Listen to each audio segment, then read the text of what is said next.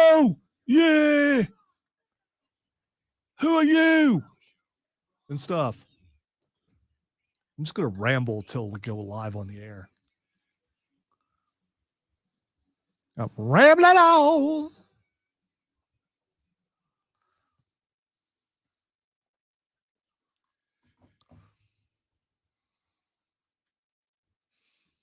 And away we go, ladies and gentlemen. Welcome in. The Rob Brown Show is live and on your radio. Welcome in. This is the Fan Upstate. Howdy, y'all. How's everybody? Y'all doing all right? Good to have you on what's today? Tuesday? I think it's Tuesday, right? It's Thursday for you. It is Thursday for me. That's right. Got one more for you tomorrow. And then got one for you tomorrow. Then I'm off Thursday and Friday. The lady friend and I will be headed up to New York City. Has any commercial stuck around as long as the El Paso Picante Salsa commercial of 1998? It's like that and what's up? Was it 98? Yeah, anytime I hear New York City, I think New York City. Maybe I'll do that a couple times to Carlos Thursday and Friday and see what he does. He's a youngin'. He may not even know that. Let's see. Does New York City resonate in New York City? And now I can't help but take the time to go research when that commercial came out. You were pretty confident about 98. No, I just completely made that up. I have found, Lonzo, that you can get away with a heck of a lot more if you sound really confident when you BS. I'll have to work on that. I feel like you won't. Let's see. That commercial came out in nope. This. You got a show to do. I can research it if you want. I understand that. But again, I can't do anything else until I know this. Like it's the only thing that matters at this point. Is when did the New York City commercial come out? Let's see. This says early 90s. Nope. All right, late 90s. I would say the first one that popped up on when I researched it says December. No, that's no way. November 15th, 2008. No, right? No chance. Yeah. No chance. There's no way that's from the 2000s. And by the way, it's Pace Picante sauce. It's not Pace. Yeah. Not El Paso. TV commercial from the 80s in which a group of rugged cowboys there's no way it was call from them the 80s. Primitive locavores. I probably shouldn't have said that because I don't know what that is. Or agitated discovered that their preferred bottle of Pace Picante sauce is made in San Antonio by people who know what picante sauce is supposed to taste like. Dusty Reviews says it was 1992. Okay, I'll accept that. It was a long time ago. New York City. Oh, also it is that commercial's canceled because at the end when the old city slicker with his New York City salsa at the end, apparently they say get a rope and we can't do that anymore. I just thought they were going to drag the guy, but I get it. There's connotations there. By the feet on the back of a horse, which is still pretty bad. Every Western movie of all time. Yeah. Ladies and gentlemen. The Usos did that to Kevin Owens last night. True story. Without the rope, though. No rope. We have got a lot of stuff to get into on the radio broadcast today. If you would like to be a part of it, you can do so right now at 844-326-3663. That will get you on the air. 844-326-3663. You can text us at 71307. And when you do, start your text with FAN, F-A-N, FAN, and we will read them on the radio broadcast. 71307. Start your text with FAN, F-A-N. We'll read them on the air. You can tweet us at The Rob Brown Show. at Lonzo on Word or at the Fan Upstate. You can come at us in that direction. At the Rob Brown Show, at Lonzo on Word, and at the Fan Upstate. And, by the way, our bracket challenge is live. Our bracket challenge is live. If you would like the link to our bracket challenge, which we are, of course, and obviously hosting on the CBS Sports website, if you would like to get in the Rob Brown Show bracket challenge, now is your opportunity. You can do it one of a couple of ways. If you have Twitter, you can go to my Twitter page or the Fan Upstate's Twitter page. The link is there. If you are not on Twitter, drop me a line at rob.brown@thefanupstate.com with your email. rob.brown@thefanupstate.com. I will send you a link that you can join. Everyone who defeats both Lonzo and I, because yes, he's filling out a bracket. Everyone who defeats Lonzo and I will get a personalized shout out on the air. You will get the opportunity to send me 1 or 2 sentences for a shout out on the air. Whoever checks in number 1 overall will get a segment to join the show and talk about whatever they want to talk about until Lonzo hits that yellow button. Don't get yourself cut. Okay, so I guess I'm going to fill one of those things out later. Yep. In fact, I need to go ahead and send you the link. And it'll be a winner. I just want to say Pat McAfee is trending, and there is all this buzz that Aaron Rodgers today is going to make his announcement on the McAfee show. So maybe things will start dropping right and left after that. Well, it's interesting timing. I'm not so sure he's going to do that, but he might. It is interesting timing here because while that has started to trend, at the same time, the New York Football Jets, according to ESPN's Adam Schefter, are currently working on reaching an agreement with Allen Lazard, the number 1 receiver from the Green Bay Packers. And on top of that, there has been a lot of discussion about Jets players, including Sauce, who have been wide open about their recruitment of not just Aaron Rodgers, but other free agents. Allen Lazard may or may not have been one of them. Wait. Everyone hates Aaron Rodgers. That's what I'm being told. So, I mean, there's a narrative out there that people can't stand Aaron Rodgers. Why would they want him to come to their team? All right, so I've got a buddy. Let me tell you this real quick, because I'm a DA show guy, all right? I listen to it every morning. I listen to it on the way into work. I listen to it while I'm in here getting the show ready. Mraz, the producer, and Pete the Body, the security guard. They got a lot of people working there. They really do. They have a producer. They've got a call screener. They've got, what a big time operation supposedly has. So they were talking about Aaron Rodgers this morning, and I want to say it was Mraz, though it may have been Pete the Body, who is a Jets guy, right? And they were talking about Aaron Rodgers coming, and one of them goes, I don't want him. He stinks. He stinks. He's no good. I don't want him. And I was sitting here like, what are you talking about? But funny enough, I had this conversation on Sunday. We were talking with the lady friend's Madre. She's like, have fun in New York. I don't think I ever want to go back there. And I was like, why? I love New York City. I think it's a great city. I'm a big fan. I can't wait to be there this weekend. I'm like, why don't you want to go back to New York City? And she said, I don't know, man. Like, it's just, the people are kind of rude. And I don't like that. She's from the South. She's from South Carolina. Pleasantries abound. She's like, they're kind of rude. And there's rude here too, but they do it with a smile. It's still rude. Right. In fact, I'll tell you what, I would take direct point blank rude over the bless your heart rude. Yeah, I want straight up to know. Yeah, don't be passive aggressive. Just be regular aggressive. It's conniving. Yeah. It's just like you can see in their smile or in their tone that they don't mean it, and they're making sport of you, they think. So I've got a buddy that lives here that is from New York.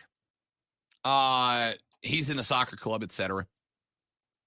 And super interesting guy. I took him to a NASCAR race, his first NASCAR race last year. We went to Charlotte for the Roval. And he and I put a little scratch down to build a 5-car fantasy lineup, right? You pick a guy to bet on to finish 5th or better, 4th or better, 3rd or better, 2nd or better, and then you pick a winner. And if your winner hits, it's like plus 600, like plus 450 for a guy that finishes 2nd or better, whatever. Anyway, we get there, and the guy he picked to win gets put into the fence by, I want to say Chase Elliott. It doesn't matter who it was. But he gets put into the fence by somebody with like 40 laps to go. And I've never been so entertained at a sporting event. And in fairness, NASCAR races, a lot of people don't know this. When you go to a NASCAR race, it is the only sporting event that I'm aware of that you can bring your own cooler inside, right? You don't have to buy beer from the arena. When you go to a NASCAR race, you can just bring a cooler in with as much booze in it as you want. So we brought in a cooler for 3 of us with like 48 Busch Lights. And my man went hard in the paint. Is that sort of thing distributed evenly, or is it kind of first come, first serve? Oh, it's when they're gone, they're gone. Okay. Go ham. No, we had the lady friend with us, so we had a DD for the ride back. Don't worry. Your boy's not a hypocrite. So my man's just banging down the Busch Lights. And after his number 1 driver, who was top 3 the majority of the race, gets put into the fence and his day ended, I don't remember who it was that wrecked him, but for like 40 laps, every time that guy came around the track, which at the Roval's like a 2.5 minute interval, right? Takes about 2:15 to get all the way around the track. Slows down as you get on older tires. Every time this guy would come around, we're on the front stretch, coming out of the inside of the Roval. Every time they'd come around for 42 laps, this guy would stand up and go, "You bleeping scumbag. You're a scumbag." And only scumbag, right? "You bleeping scumbag." So we get done with the race, and we're in the car on the way back. And I'm like, I gotta know, dude. 42 laps of "you bleeping scumbag." Where does that come from? And he goes, "Oh, yeah, that guy's real good." I was like, what? You were calling him a bleeping scumbag for the better part of an hour and 20 minutes. He's like, yeah.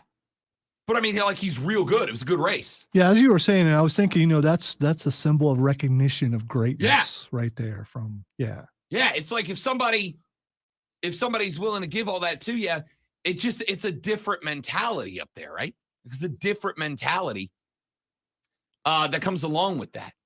So I've gotten to the point now where when I see somebody like Aaron Rodgers, who's like, "Hey, if you don't like the drama, stop, following me." And I'm like, yeah, all right. Well, I appreciate you being blunt with it, right? I appreciate you being blunt. But I had to laugh at Mraz or Pete, whoever it was on the DA show this morning, hitting my guy with, "Yeah, that guy stinks." And I'm like, you want him to be a Jet. You're just mad he hasn't yet to announce that he's a Jet. You are not upset that he's going to be a Jet.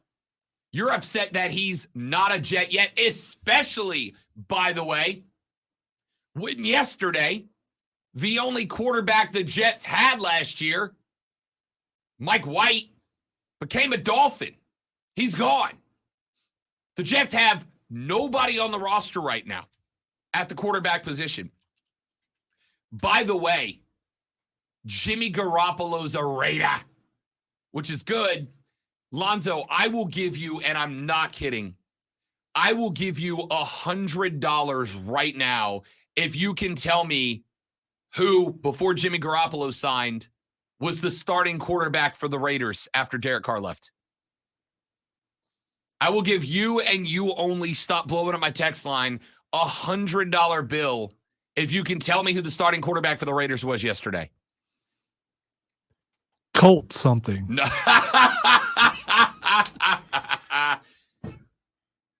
Chase Garbers out of Cal. Yeah, you had to read that. You didn't know where he was. Nope. Yeah. Sure didn't. So Jimmy Garoppolo's a Raider.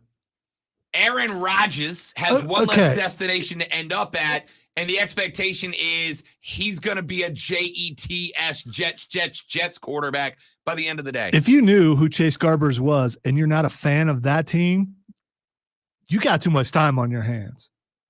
Chase Garbers. You know, the Cal legend. Yeah. Uh-huh. I guess. All right.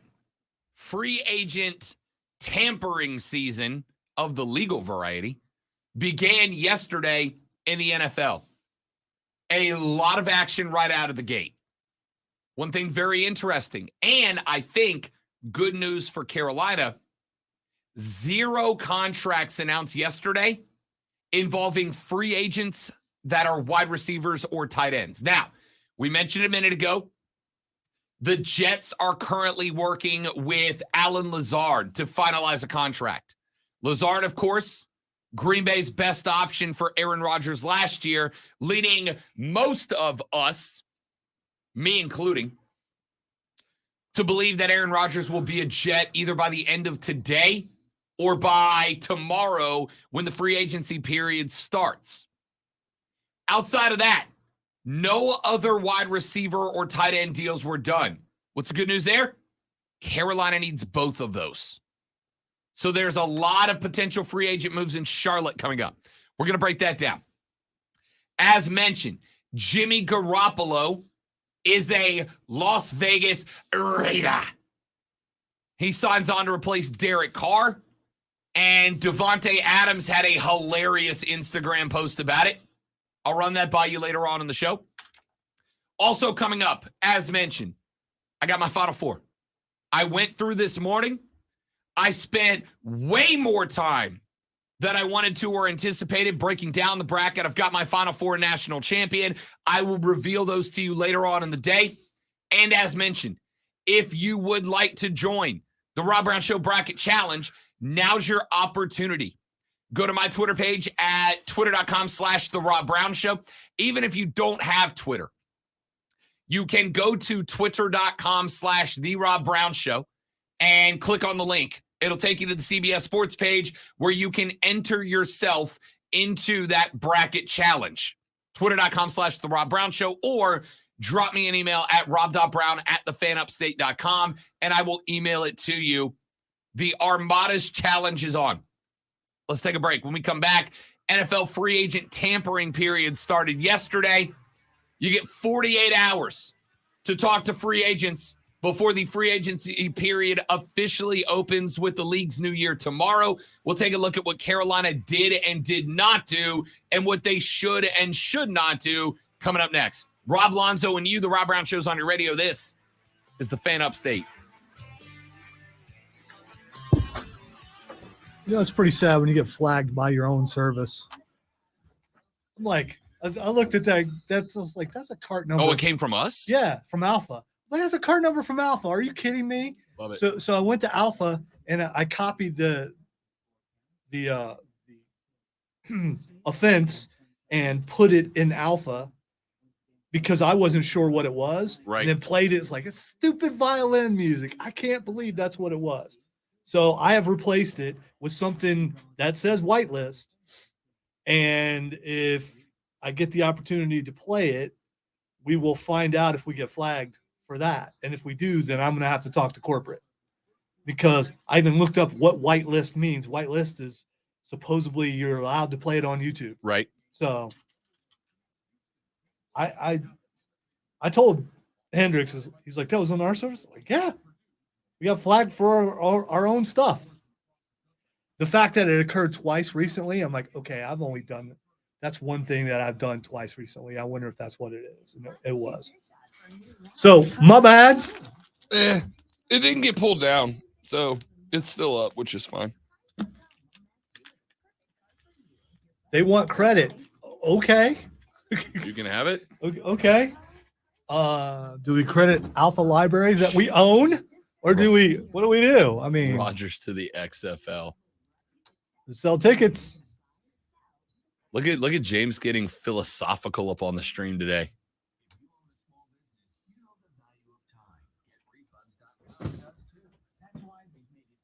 Hey, sometimes you're a baby face, sometimes you're the heel. You got to know how to play both angles. Did you get that DM I sent you earlier?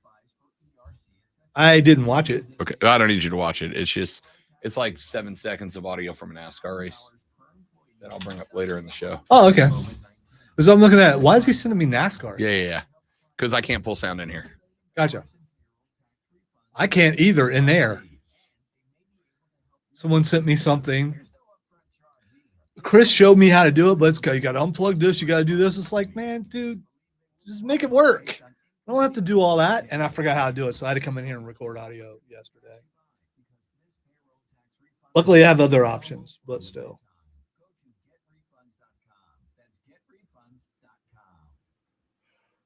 I studied Spanish in college and never got fluent. But then I tried Babbel. Want the most effective way to learn another language?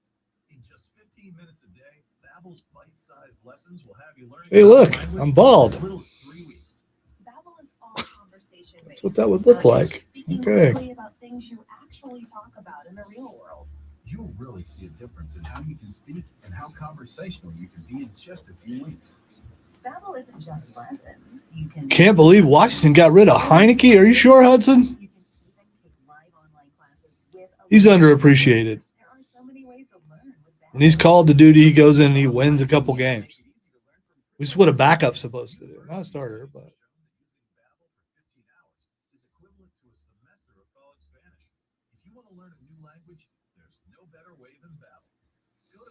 Nicaragua threw a 21-year-old kid in the World Baseball Classic, and in one inning, he struck out Juan Soto, Julio Rodriguez, and Rafael Devers back to back to back. That's 3 of the best all-stars in Major League Baseball. The Detroit Tigers called him. He pitched 1 inning, struck out those 3 guys. The Tigers called him and immediately signed him to their minor league team. That's awesome. That's a great story. It'd be a better story if he moves up really quick. It is cool though. What if that was it? What if he just peaked right there? Right, that was it. That was his. I'll tell you what. That was his moment. I'd take that story with me everywhere I went from now on. What would you say was your biggest accomplishment in life? Soto, Rodriguez, Devers, 9 pitches up and down. That's it.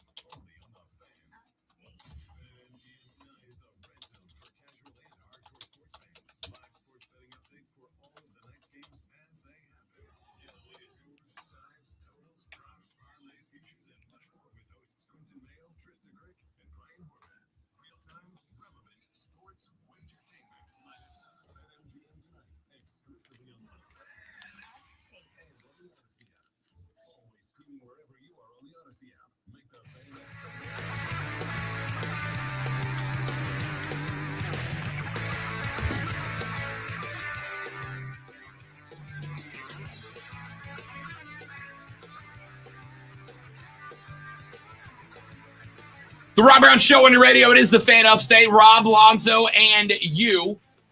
844-326-3663. Text us 71307. Start your text with FAN, F-A-N, FAN, F-A-N. We'll read them on the air. You can also tweet us at The Rob Brown Show or at Lonzo on Word if you want to come at us in that direction. The NFL's free agency tampering period is on. Yesterday, teams were allowed to begin having discussions with free agents or soon-to-be free agents as free agency goes live tomorrow. It is the start of the league's new year tomorrow. It is the day where all current contracts expire or are officially, players are officially released and become FAs. It is also the first day that you can begin to sign contracts with new teams. So we saw a bunch of moves yesterday. I'm not going to spend a ton of time on this one, but I do think that there are some moves that are big and important that need to be addressed. The San Francisco 49ers made one yesterday. Nick Bosa and Eric Armstead created one of the best double-headed defensive pass rushing monsters in the NFL. And yesterday, they added Javon Hargrave into the mix as well. Hargrave comes over from the Eagles. He was a monster the last few years for them. Dude averaged 3 solo tackles a game, over 3.5 tackles per game. And if you go back to November 14th, he had 13 tackles in one game against the Washington Commanders. Ironically enough, one of their 3 losses. He ended up with a fistful of sacks as well. He is an interior defensive tackle who can demand double teams. And now he's bracketed by Armstead and Bosa. Good luck rest of that division. Don't love that. The Raiders yesterday, as we mentioned, have now their vet quarterback. And it's obviously not the one that Davante Adams wanted. Jimmy Garoppolo is going to move over and be the starter for the Raiders. They gave him a team-friendly contract. Why? Because the Raiders sitting at 7 could see Will Levis drop. Unlikely, but could see Will Levis drop, and it gives them a little bit of leeway to sign a guy to bring in as a developmental quarterback to study under Jimmy G on a 3-year contract. It's kind of interesting. Davante Adams, not thrilled though. Put up an Instagram post yesterday that said, if we ain't talked for the last 3 weeks, don't hit me about this bleep, end quote. Dude was not super thrilled that Jimmy Garoppolo was the guy, which leads me to believe that Davante thought there was a chance he might end up playing it back with Aaron Rodgers in Las Vegas. But I actually think that's a good pickup for the Raiders.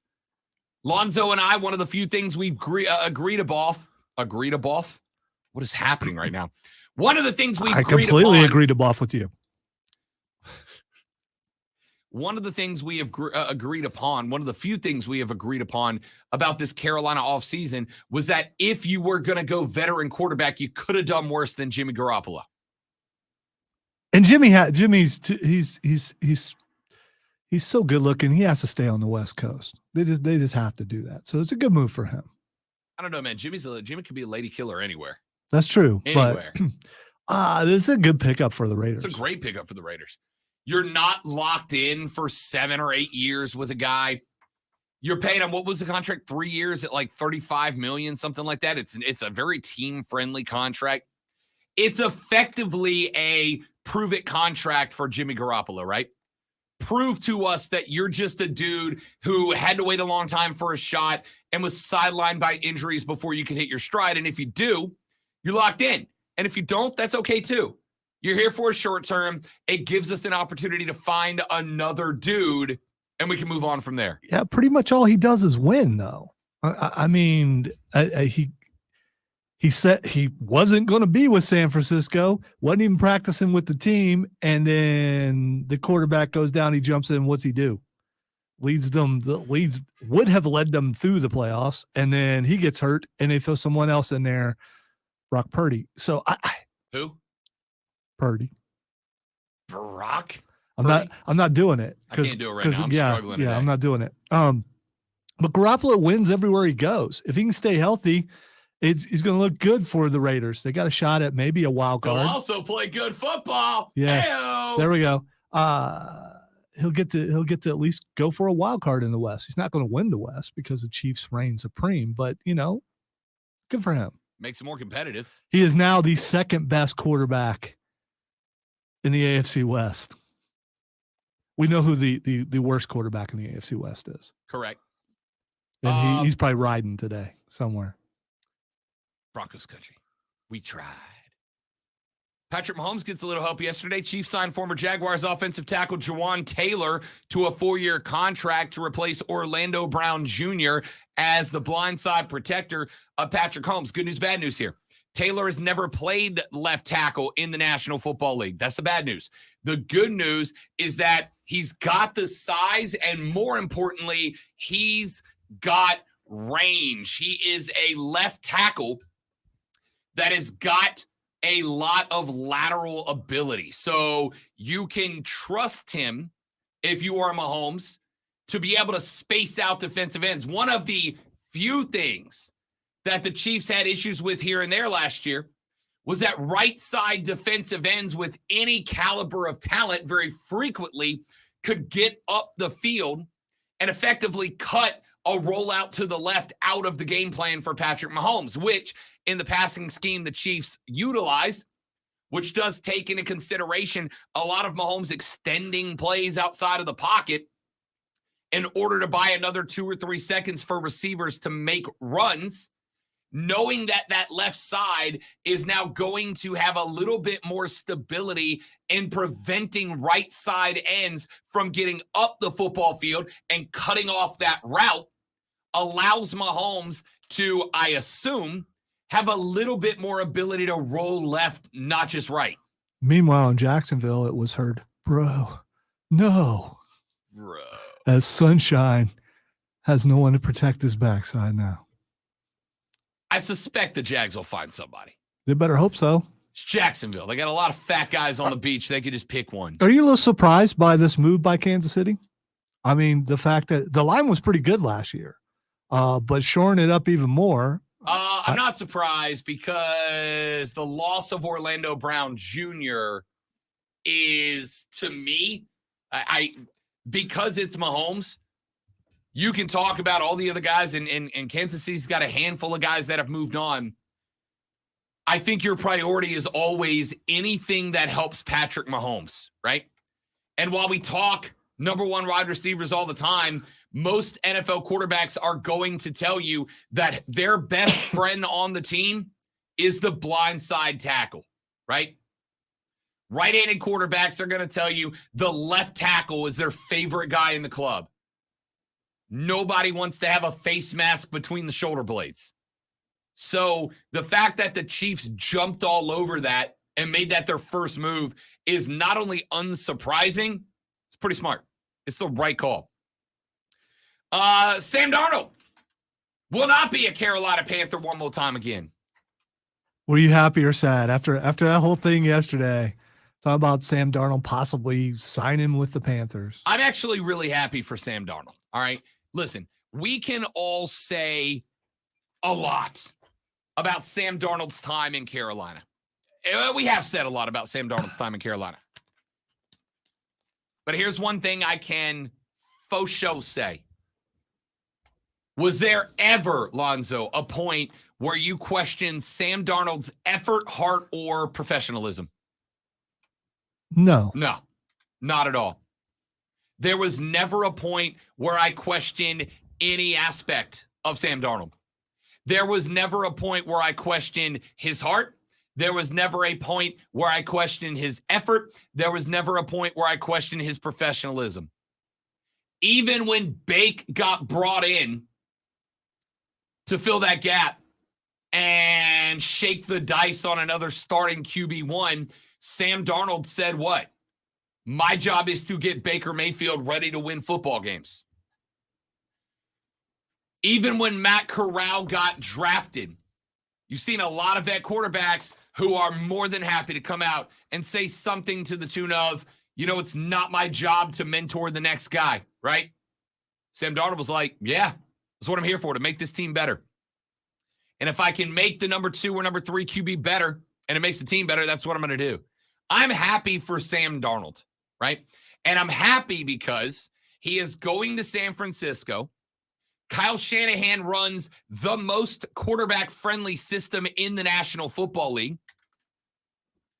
It is a system that is designed around the quarterback, not designed around a quarterback, right? Andy Reid's system with Patrick Mahomes works pretty much only with Patrick Mahomes. Maybe Lamar could fit in. The system before that was with Alex Smith, and Alex Smith was a winner when he left. Kansas City, they hadn't won Super Bowls yet, but they were winning a lot of games. Right, but Kansas City didn't run the same offense when Alex Smith was there, right? Because Andy Reid knows how to take a quarterback's strengths and design a program around it. This could be a bad thing for Darnold, though. Why is that? Because we saw how many people were successful in that San Francisco system. When you bring in Mr. Irrelevant and he does what he does, if Darnold goes there and plays and can't win, then all that, he got a bad deal with Gase. He got a bad deal with Matt Rule. It goes out the window, and you find out that he's just not really good. I agree with you. But if you're Sam Darnold and you've gotten 2 chances, let's be real. Quarterbacks get 2 chances to be a starter in the league, right? Very few quarterbacks catch on in their 3rd starting role. Most quarterbacks get 2, and if you don't get it done in 2, regardless of the scenario around you, you become a journeyman backup quarterback. That's just how the game works, right? So Sam's gotten 2 opportunities. He may or may not get a 3rd. Because the question's going to be Trey Lance, Brock Purdy, and now Sam Darnold, right? Sam Darnold's there for depth. If Trey Lance goes down again and Brock Purdy is indeed unavailable due to the offseason injuries, they've got to have a dude to plug in, and Sam Darnold's that guy. If Sam Darnold does get it, but by the way, he might not get a chance, right? He may not get a chance. If Trey Lance comes back next year, you've got to assume the 49ers go with him one more time. And if Brock Purdy is good to go, you've got to assume that he gets plugged back into number 2. He did too much last year not to. Sam Darnold might not get a chance, but Trey Lance plays a physical run style on a small frame. We don't know if there's going to be long-term complications for the recovery of Brock Purdy. Sam Darnold is there for depth and rolling the dice that he gets a chance from a team that's willing to pay him, because if Sam Darnold gets to see the grass this year, he's doing it under Kyle Shanahan. And let's call a spade a spade. If you can't do it under Kyle Shanahan, Lonzo, you can't do it. That is true. But he's got some guys ahead of him. Will he beat any of those guys out to at least move up to 2? Don't know. So could he go there and not make the team? Could Kyle Shanahan be better than Brock Purdy? Yeah, could be. No, you said could Kyle Shanahan be? Could Sam Darnold be better than Brock Purdy? Could Kyle Shanahan play in the Kyle Shanahan system? We want to know. He's still got it. He's young. Can Sam Darnold be better than Brock Purdy in Kyle Shanahan's offense? My answer is yes. I don't know. Purdy looked Purdy. I didn't say. I mean, you know, will he be better? I said, could he be better? The answer is yes. He could be better. That's a 1st-round draft pick versus Mr. Irrelevant. He could end up being better than Brock Purdy. He could take QB2 away from Brock Purdy. Again, I think you have to earn that. I think this is a situation where Shanahan is prepping himself.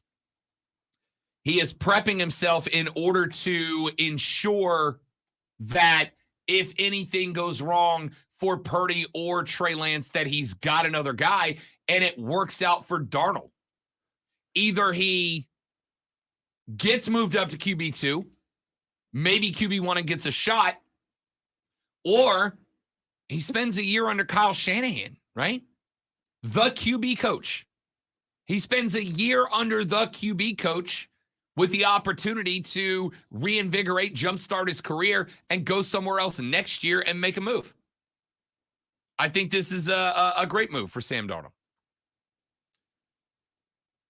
Any losers from yesterday? Yes. Ladies and gentlemen, the Cincinnati Bengals got worse yesterday and did so at the hands of the NFC South. Last year, the two starting safeties for the Bengals were Jesse Bates III and Von Bell. Yesterday, both of them signed with new teams. Bates is now with the Falcons. Von Bell is now with the Carolina Panthers.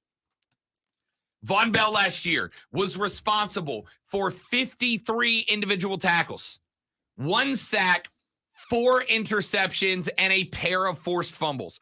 Responsible was Von Bell for 6 turnovers last year, along with 53 tackles.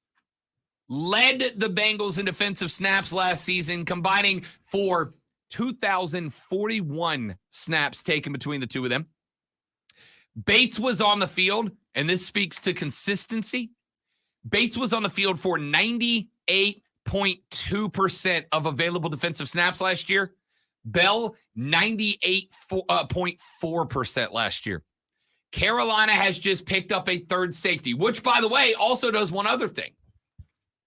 It clues us in, Zoe, at least I think. As to what kind of defense they're going to play. Bingo. Ejiro Evero is going to have a defensive back set that is heavy, which makes sense, right?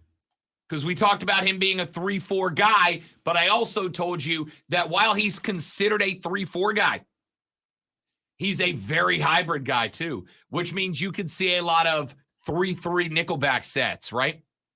But here's the other aspect of it. This is what I love. You know who benefits from this more than anybody else? Jeremy Chin. Jeremy Chin is a guy that plays strong safety more often than he doesn't.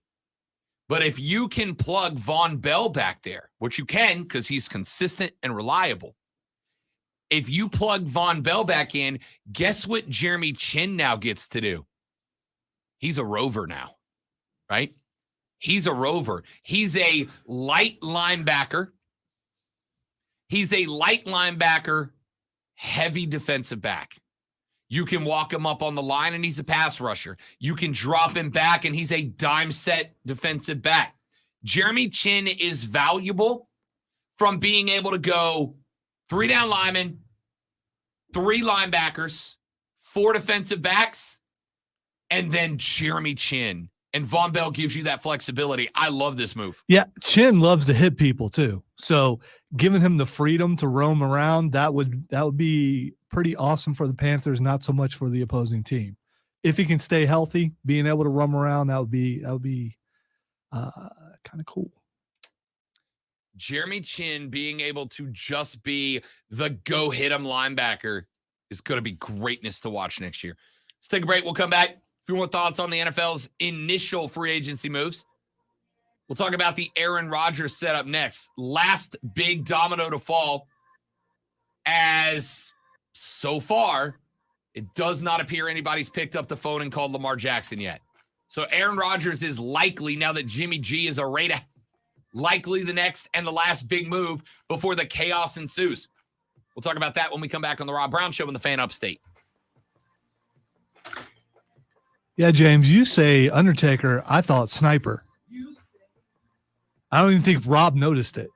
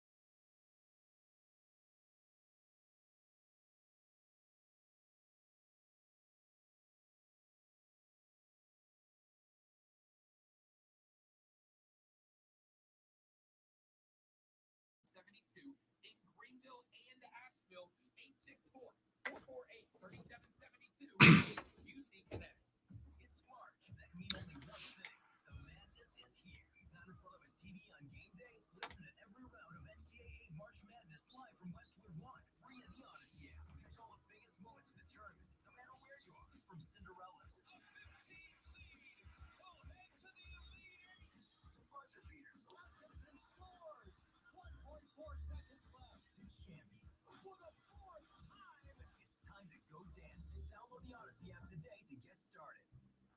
It's time to think about your tax refund. And Jackson Hewitt wants you to think biggest, as in we guarantee you get your biggest refund or your money back plus $100. Who offers that? Come to think of it, nobody. It's one of the biggest guarantees out there and one you can't just file with anybody. For your guaranteed biggest refund, go to Jackson Hewitt today. Your wallet will thank you. When every dollar matters, it matters.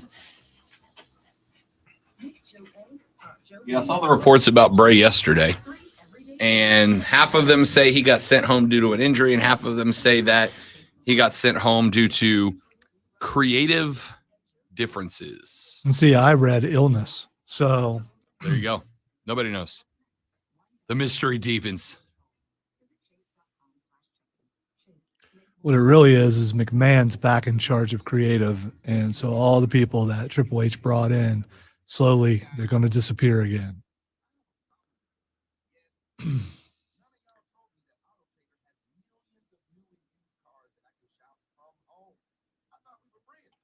You seen your email? Yes.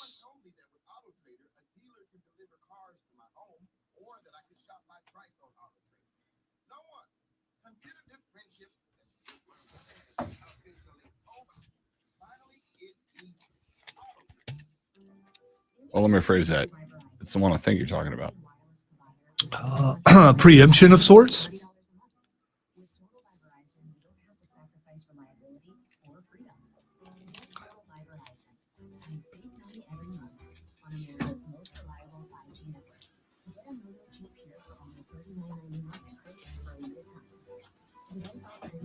Just came down like a couple minutes ago.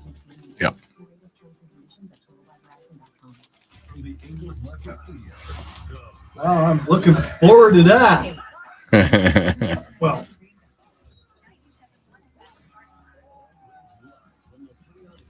Well, someone else shows up, I won't be doing it. So, you know.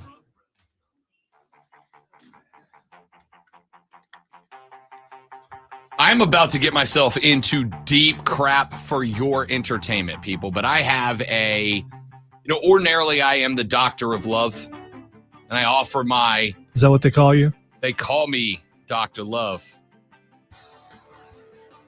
Ordinarily, I offer spectacular relationship advice, but I have to ask you for some here. Last night, well, I guess this morning, I awoke to find the lady friend not in the bed. And she just sent me a moment ago a video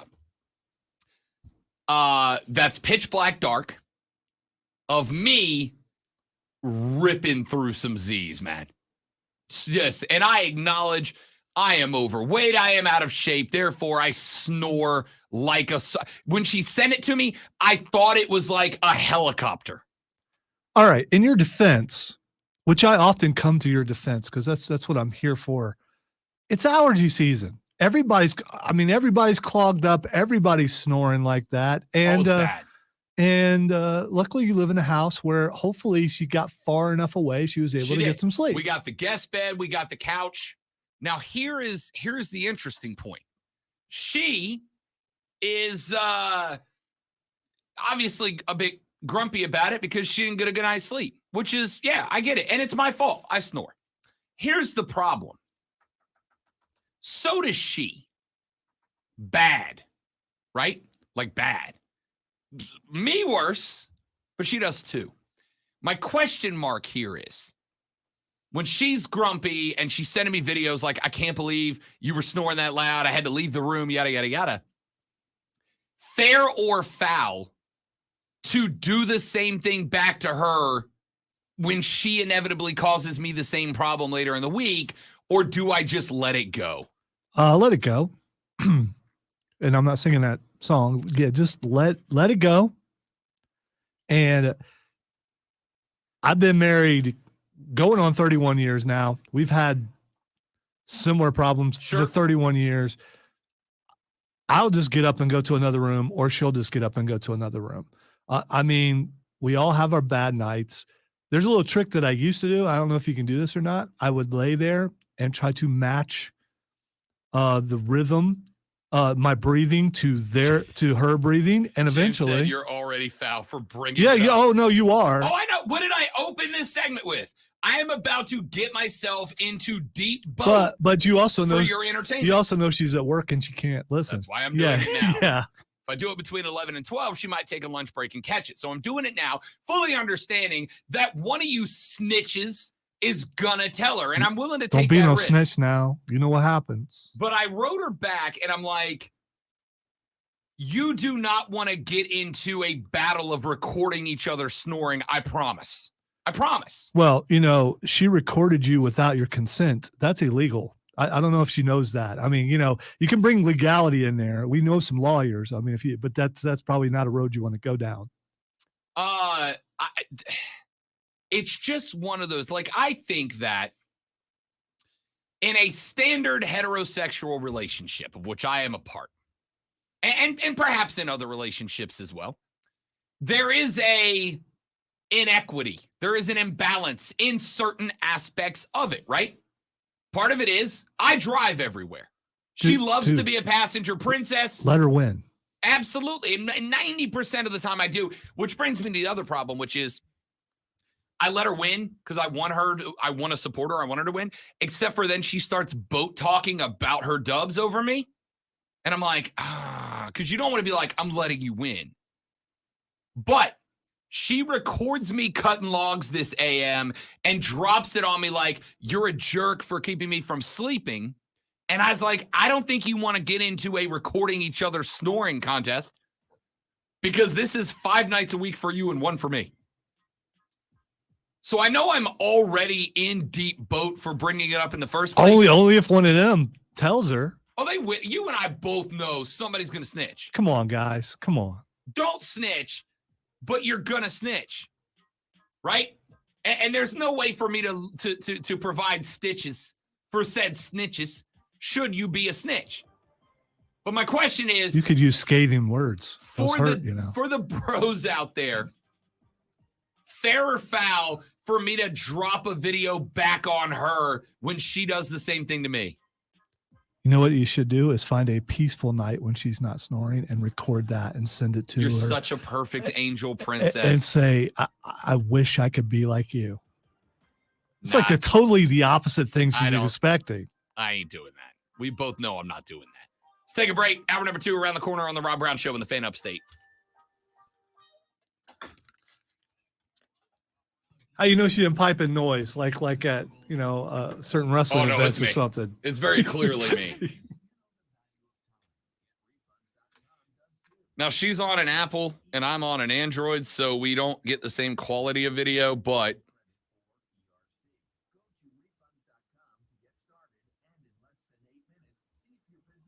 that's not bad. That's I've heard worse. So.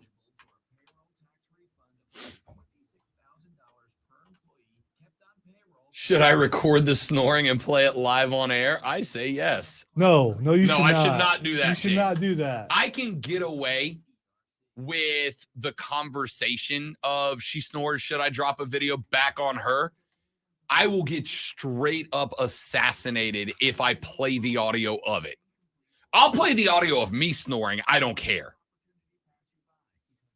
I almost want to ask her to Facebook message me the audio to play it. To be like, okay, if this was your husband, what's your move? Smothering with a pillow? Why bucket of freezing cold water? Why is it got to be drastic? You just get up and go to the other room if you have that option. Now, if you're living like in a one-room apartment, studio apartment or something, then you go to the restroom and turn on music and sleep in the bathtub. I don't know.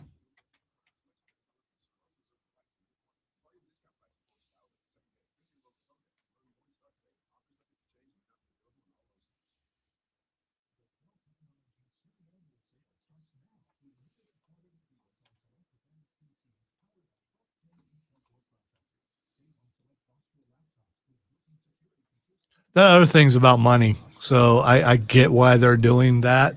The thing we were talking about beforehand about preemption. Oh, yeah. I mean, I get all that. but I also have a way out unless someone tells me I can't.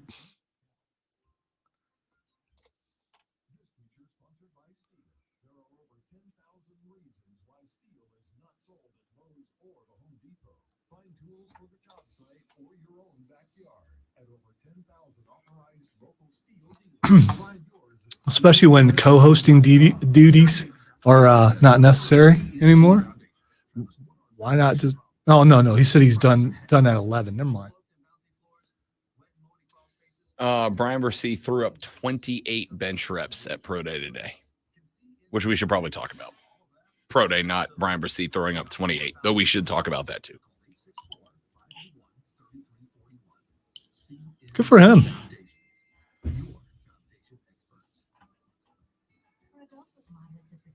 Luke said, "You won't win."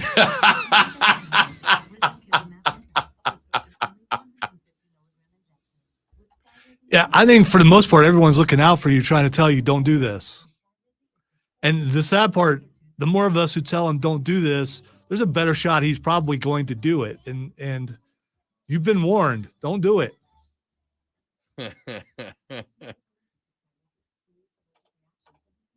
So here's the thing. When we went to New York 2 years ago, I think I got time to tell the story. When we went to New York 2 years ago, we started in Boston, then we went to New York. And the first night we were in New York, it was after a very long day, but we went up to the hotel room at like 6:15, 6:30 with the intention of let's put the bags in there.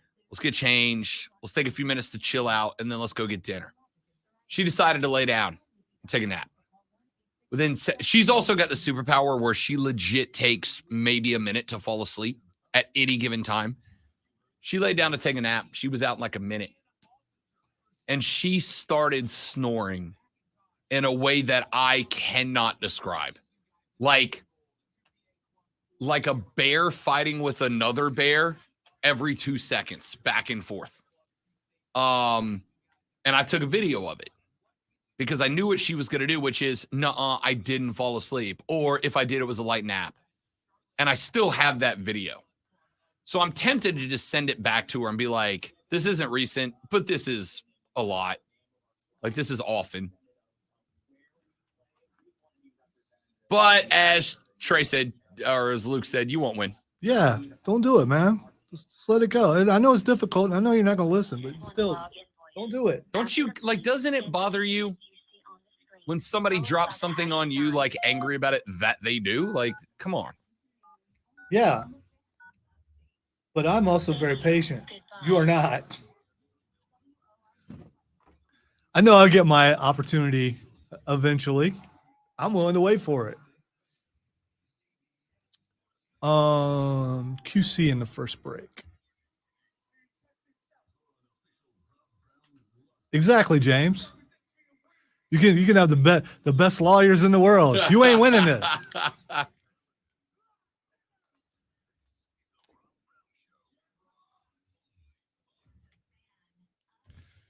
You know, a texter just brought up an excellent point, Lonzo. It has been a minute since we did faces and heels. That might have to make its return today. And I will ask the question. If I record a video of her cutting the logs and hit her back with it, am I a face or a heel? So we'll check that one back out later. We might get back to that. Texter said, I once posted a video of my wife snoring on Facebook just to flex on her. Now, do you mean wife or do you mean ex-wife? You know, I mean, that's kind of a move to make if you're willing to take what comes next, which might be you doing something you're you still don't gonna want. be snoring on the couch for a few days, I mean, other than that, if you've got that kind of relationship where it's kind of good natured back and forth, we do that. I guess that's the other part of it is she and I give each other hell all the time. But there is a line, and I don't know if you found it yet or not, but there's a line, and do you want to find that line? Dangerous territory. Texter said, I record my wife when she snores. You've got to have the upper hand and never give it up. See, The idealist in me is like, no one should have an upper hand in a relationship, right? Should be hand in hand, not upper hand. But also, like, you kind of threw the first jab, right? You kind of threw the first jab. Right?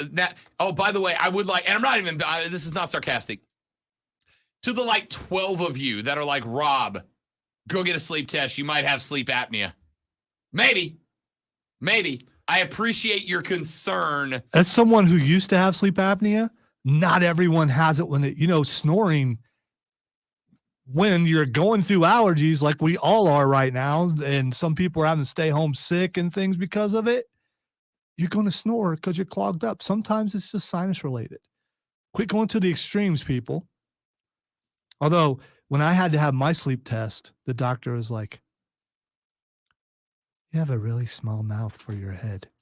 That's a sentence I've never heard, and yeah, a weird one at that. Yeah, and I cannot truly imitate the creepiness of the voice, and me knowing that I'm going to have to sleep while people watch me after that.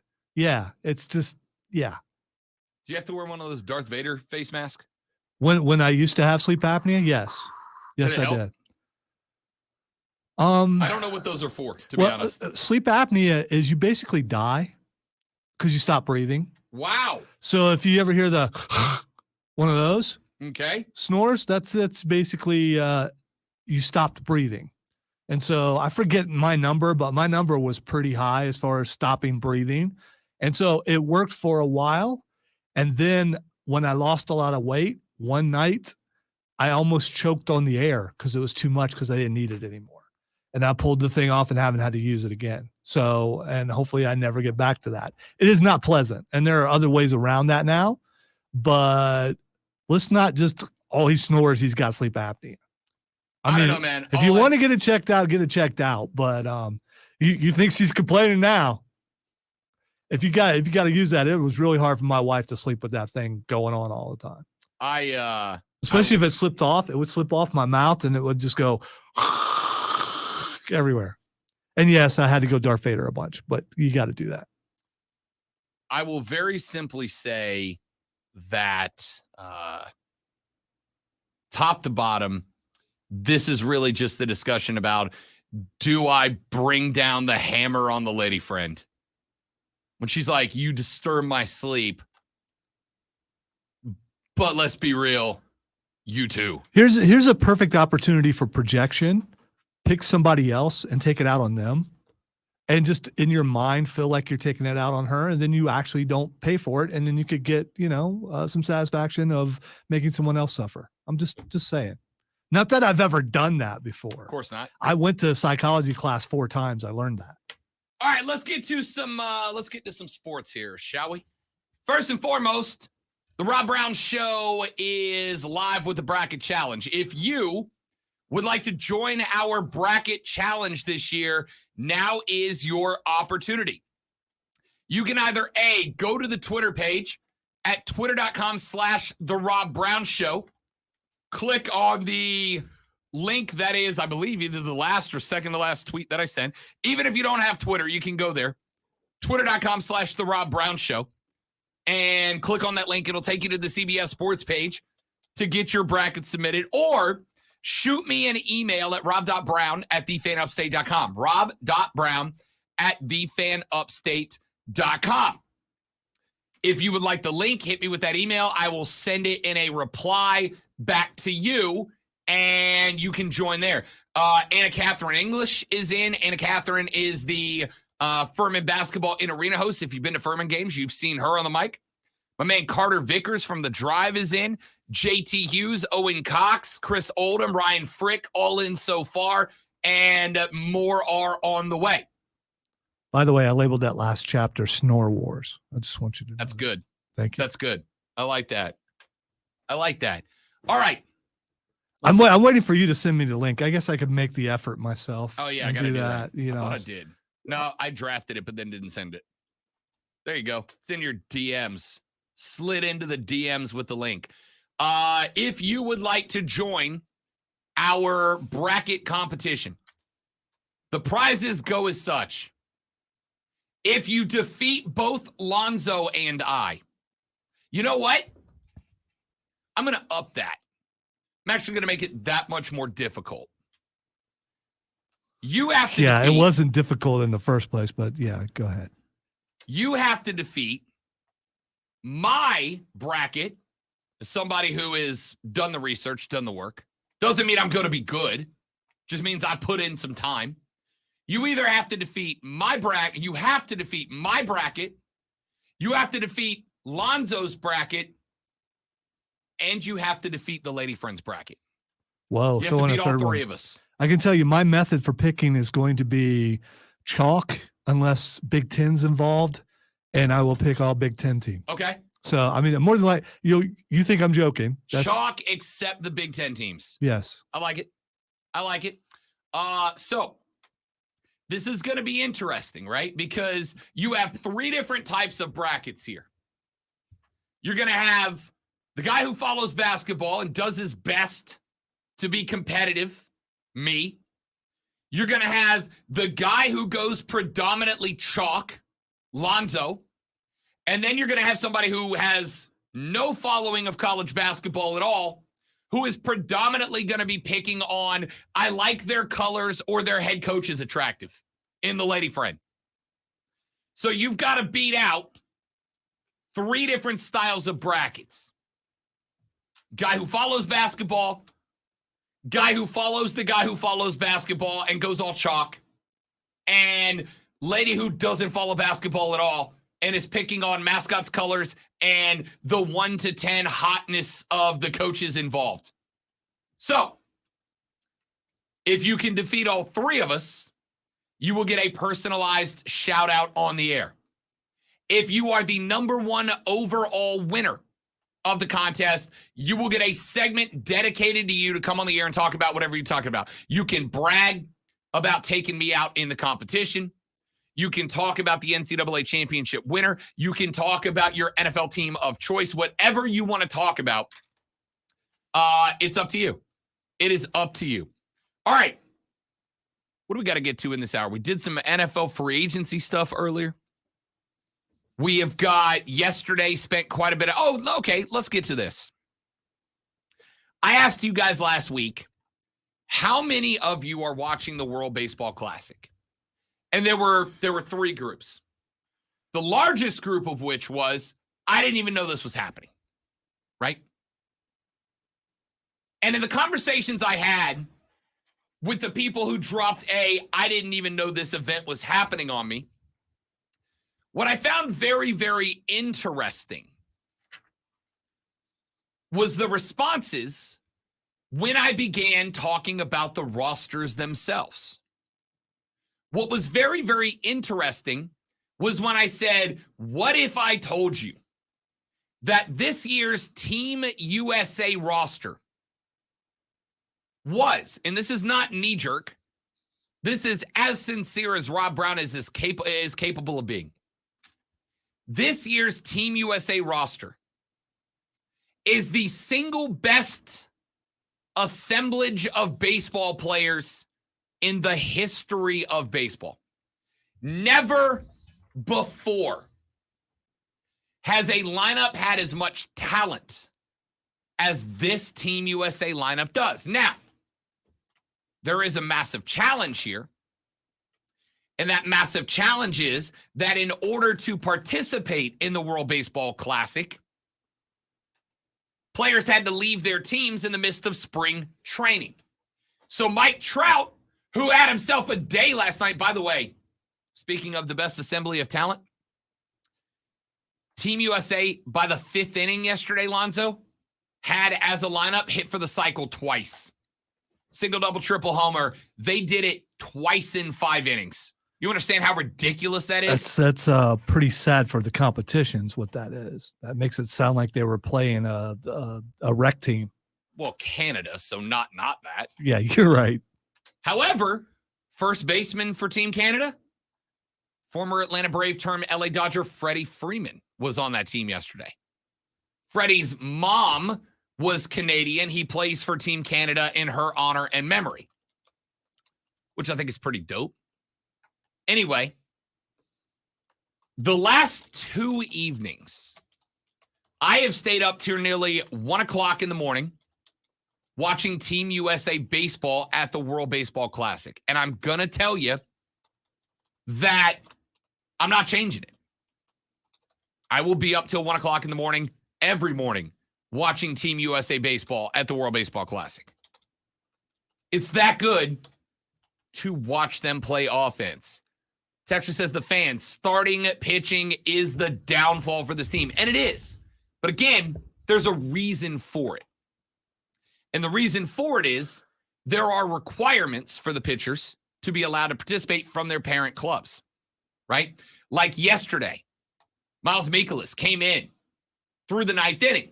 He was scheduled to throw, I think, 60 pitches yesterday by his parent club. It's ridiculous. And this is one of the things that I very much enjoyed. It is ridiculous to see how much of a science these clubs have dialed down onto what guys do, when, where, and for how long. Miles Mikolas was scheduled. He's a St. Louis Cardinal, one of the better starters in the league right now. Was scheduled to throw, I think, either 50 or 60 pitches yesterday.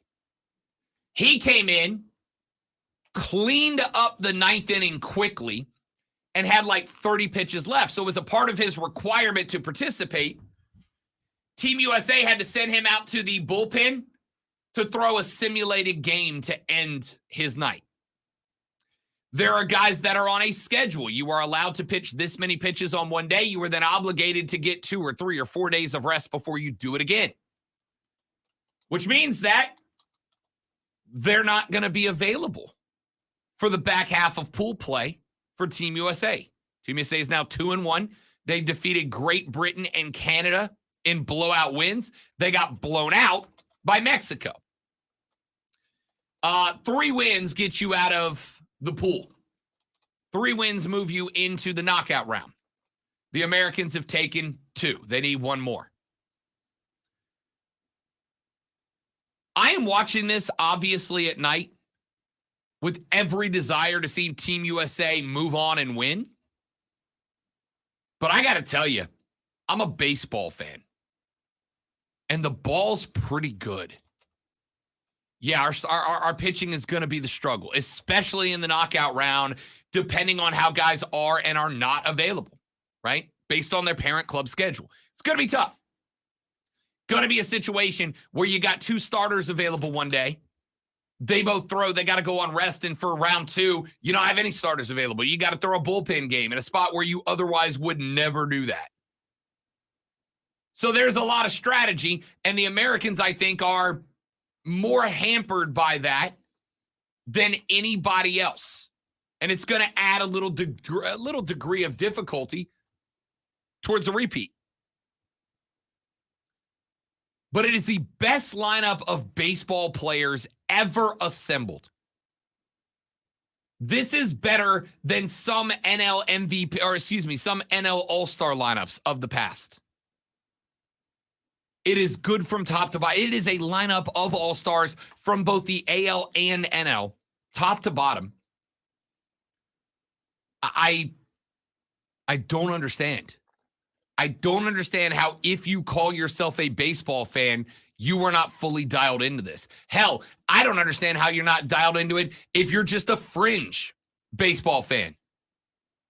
It's fun.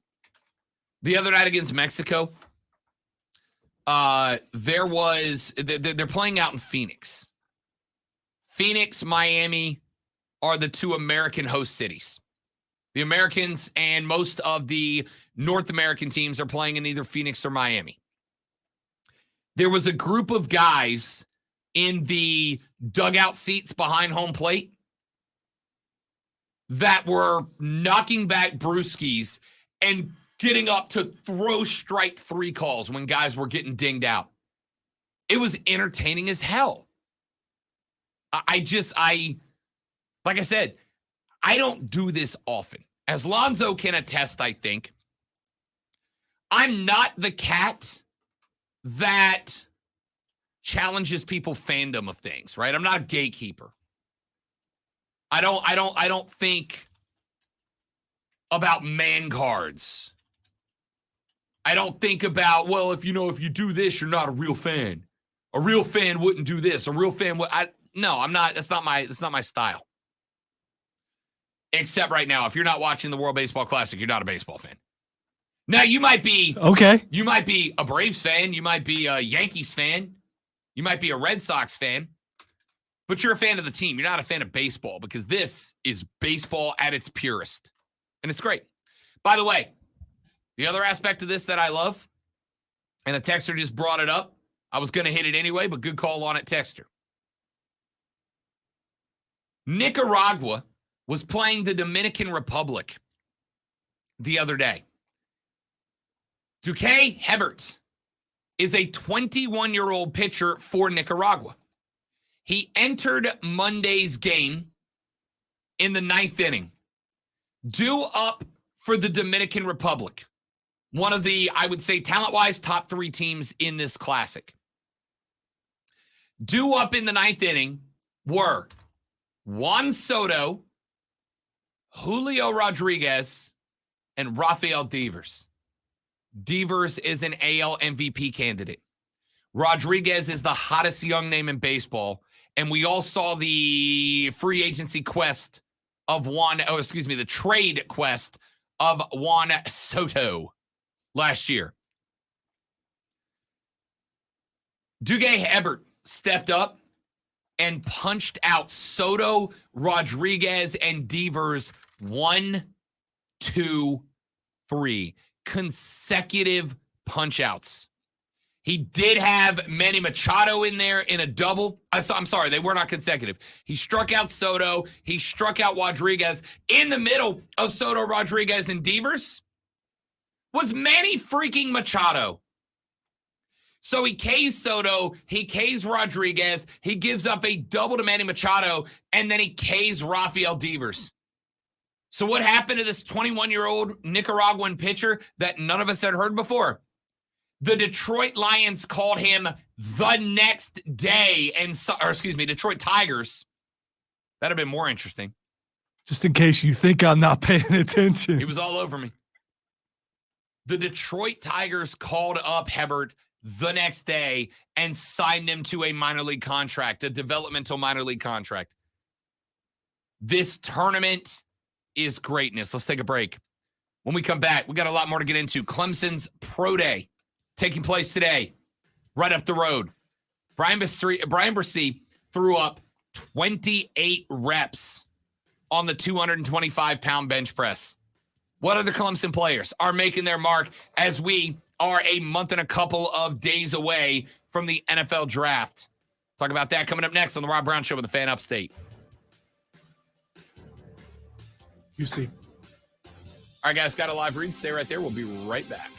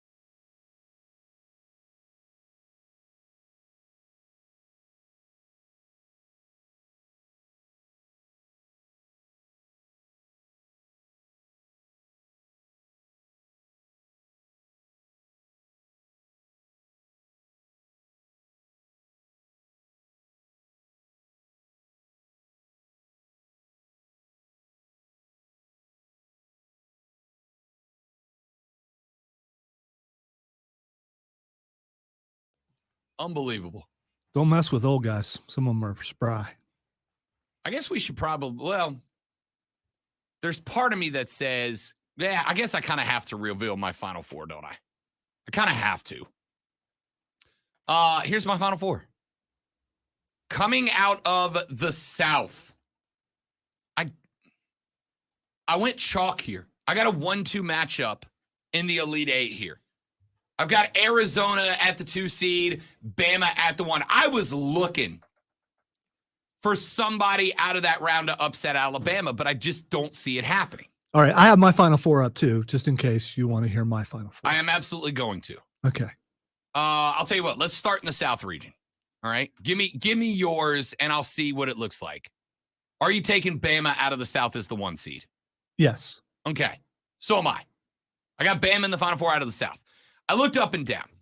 They're going to catch either the 8-9 winner of Maryland or West Virginia. I've heard tell that Alabama's pretty good. Yes. I haven't watched them play because I'm that person who doesn't know anything. I know how the game is played, but I don't really watch it. So I have watched them play, and Brandon Miller is very good. A lot of controversy around Brandon Miller. Remember, Brandon Miller was the kid for Alabama who brought a gun to Darius Miles in the middle of the night, which then got used in a shootout that ended in the death of a 23-year-old mother. Brandon Miller was never charged with anything. The cops said that he didn't do anything wrong. And from what I've talked to folks about the situation and come to understand, he did not. The gun did not belong to him. He did not transport it illegally. And bringing it to Darius Miles was in no way a crime. But obviously, there are some social problems with it. You brought your dude a gun in the middle of the night when you know he was at the club. Not a great spin. Then, of course, after Nate Oates, the head coach at Alabama, decided not to bench Brandon Miller in the wake of that little bit of news coming to light, Nate Oates said that Brandon Miller simply was at the wrong place in the wrong time. And he got clowned on for that, which, frankly, he deserved. Then, at the very next game, when Brandon Miller was introduced as the starter, one of his teammates, as a welcome to the floor gesture during the starting lineup announcements, Lonzo, patted him down. You know, the way that cops do when they're looking to see if you have a weapon on you. yeah, I saw that, but apparently that had been going on all season. It had been still a terrible look. Okay? You got to know better. It's just a bad look for a dude that is under fire, pardon the completely unintended pun, for bringing a gun that was then used in the killing of a young mother to be patted down before a game. So you're questioning the thought process of someone who took a gun to a buddy in the middle of the night, thinking that he should know that that was a bad idea. Good point. Now, I am questioning the coach not going, hey, fellas, I know that's your thing. Maybe let's not. I'm not defending this, but as we know, a lot of players in sports, no matter what the sport, are very superstitious. And if they, got to do what they do before every game, they probably had no thoughts about it at all. Probably because not. that's what they've been doing. Probably not.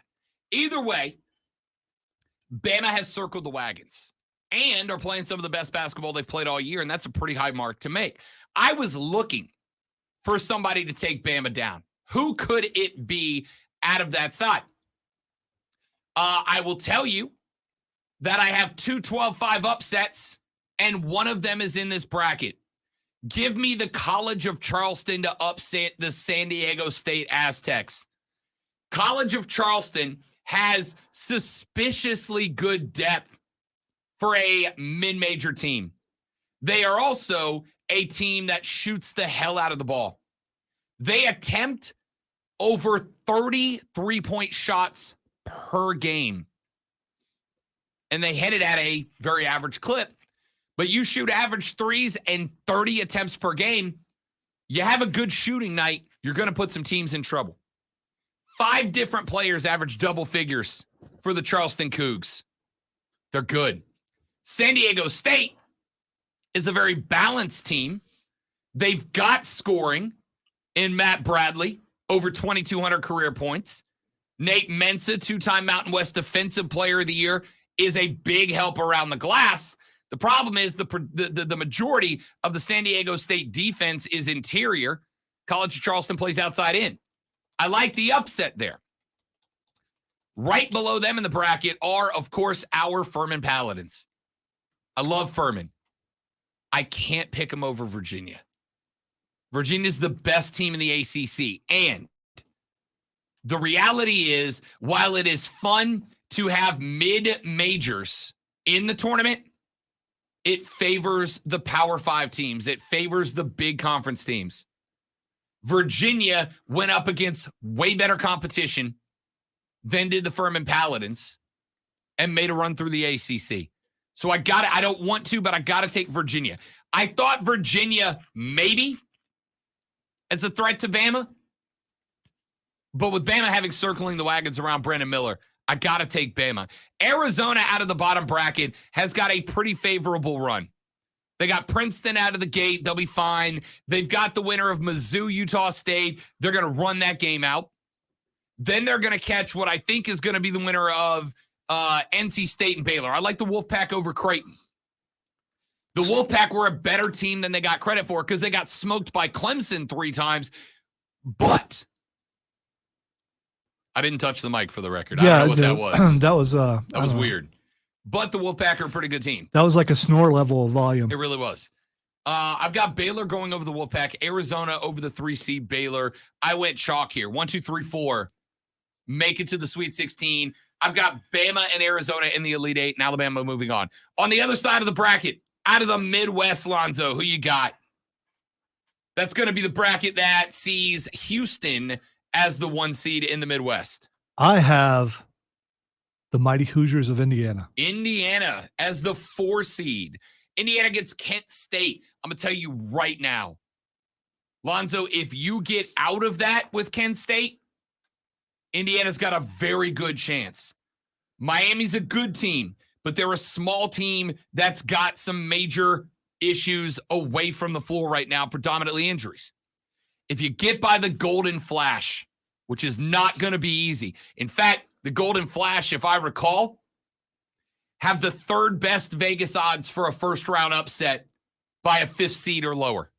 Or, excuse me, by an 8th seed or lower.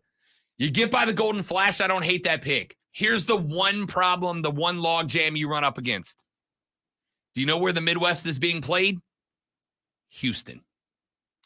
Every game against the Cougs is going to be a home game for the Cougs. And that's a team that lives and dies on emotion. I am also going chalk here. I've got the Houston Cougs coming out as the 1 seed. That's 2 1 seeds right there. So after all that, you're going chalk, are you? You've went chalk on both years. Well, here's the thing. I've got Iowa over Auburn and then fall into Houston. I'm taking Miami over Drake as the 5 seed. I've got Miami over Indiana in the 2nd round because I think they're healthy by then. And I've got Iowa over Houston. Iowa over Houston. I don't hate that pick. This is the best Houston team since Phi Slamma Jamma. They are playing at home, and they might be one of the best 4 or 5 defensive teams in the country this year. I told Lonzo during the break, there is one thing that I circle as a big telltale for an upset or a straight out win, frankly. Offensive boards, second chance opportunities. Houston crashes the hell out of the glass. I was very good. They got Chris Murray. You might remember Keegan Murray. He was a baller for the Hawkeyes. Chris is his younger brother and a very good player, averaging more than 20 points per game. The problem is Iowa's not been to the Sweet 16 since 1999. And while they led the Big Ten in scoring and assists per game, defensively, they can be suspect. Houston will run the tempo of that game. I love the Cougs. The Cougs might be my favorite 1 seed to move out of their bracket. Let's go down to the East bracket. That's the bracket where Purdue is the 1 seed. Zoe has already disclosed where he has the Boilermakers ending. Why, yes, I did. So we know he's got Purdue. I've got a team here that is going to make you all groan when I tell you who I've going to the Final Four here. Give me John Shire's Duke Blue Devils. The Blue Devils came into the ACC tournament playing the best basketball in the ACC with the exception of the Virginia Cavaliers. They are very, very young. They have learned some lessons from the ACC tournament. They will grow in a pressure situation. I have them going down to Tennessee. Duke, Tennessee in the second round matchup. I've got them going over the 4-seed Tennessee. I like Tennessee. Here's the problem with the Vols. The Vols aren't very good away from Knoxville. They've got some big wins at home, but they're not that good on the road.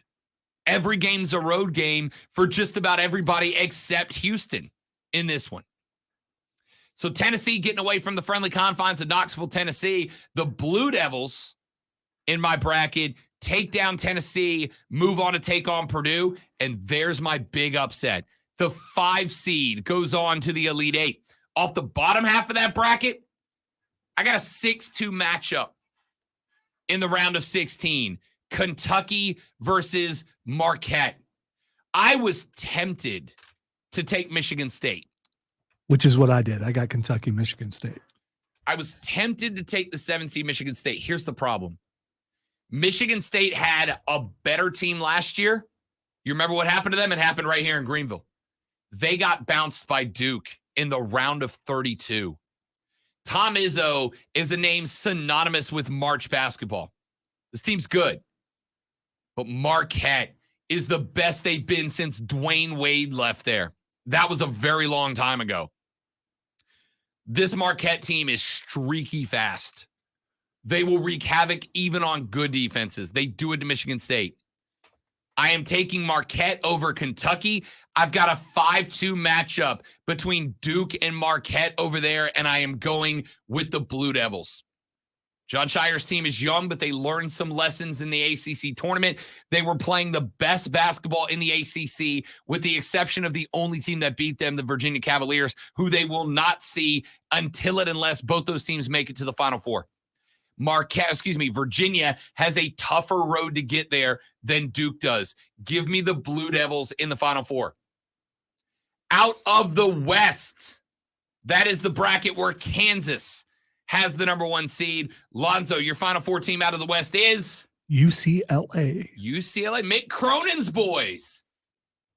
I don't hate that either.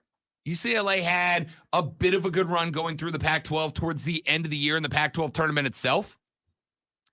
They are in the hunt for NCAA title number 12, but they have not won it since 95. Very solid core that has been together for a couple of playoff runs at this point. They had a Final Four run 2 years ago under Mick Cronin in his second year. Mick Cronin has one of the best defensive teams in basketball. But Kansas, man. Kansas, the 1 seed. Your reigning, defending, undisputed national champions. Jalen Wilson is, if Brandon Millen doesn't win National Player of the Year, it's because Jalen Wilson does. That's it. Grady Dick, 5-star freshman, one of the sharpest shooters in the country. And Kansas comes hard off the bench as well. Kansas, to me, is deeper offensively than UCLA. UCLA is very good defensively. But once they have to go to the bench, and they will, because this is going to be a fast game, once they have to go to the bench, Kansas just has more. They are a more balanced team. UCLA is a little bit better defensively than Kansas. Kansas is good defensively.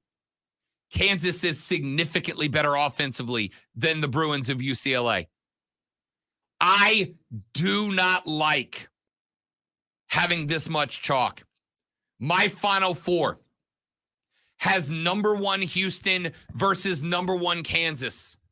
My Final Four has number 1 Alabama versus number 5 Duke. I've only got one non-number one seed going to the Final Four. I hate going through this much chalk. This is funny because you weren't being critical, but when I said I was going to go chalk, you're just like, yeah, but I didn't. I guess I did on one side. Number 1 Alabama versus number 1 Purdue, and on the other side, number 4 Indiana versus number 2 UCLA. I have a handful of upsets in this, right? I got Charleston over San Diego State as the 5-12. I've got number 11 NC State over Creighton. I've got, where else are my upsets? I've got a couple other ones. I got number 9 FAU over Memphis. I have got number 6 Kentucky over number 3 Kansas State in the second round. I got a handful of upsets. But then most of my upsets get bounced in the second round by better teams. I got no Cinderella runs in my bracket. I got a couple of teams making some noise. I got number 9 Illinois over number 8 Arkansas. I got another 5-12 winner in VCU over St. Mary's, but they bump up against a very good UConn team. In the South, my Sweet 16, I've got 1, 2, 3, 4. In the Midwest, in my Sweet 16, I've got 1, 3, 7, 5. And by the way, over on that side, losing to the Cougs in the Elite Eight, I've got the number 7 Texas A&M Aggies. The Aggies played some of the better basketball out of the SEC late. In fact, I use them as my example, right? I use them as my example because I said Clemson didn't get screwed. Clemson's L's were bad enough they screwed themselves. And I use the example of A&M. A&M should have been a 4 seed. Should have been a 4. Instead, they're a 7. The benefit of that is that they get a much easier run. I think they can beat Texas. I think they can get by Xavier. I got a 7 seed there. But outside of that, a lot of chalk. You want to submit your bracket? Go find it at The Fan Upstate or The Rob Brown Show on Twitter, or shoot me an email at rob.brown@thefanupstate.com, and I will email you the link to join. Join the bracket competition. I'll explain it when we come back on The Rob Brown Show on The Fan Upstate. I'm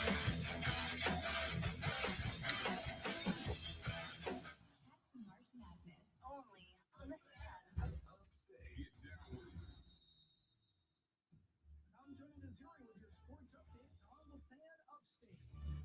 NFL, the Carolina Panthers have signed veteran safety Von Bell as NFL free agency is underway. Bell started. All right, guys, we'll be right back. Don't go anywhere.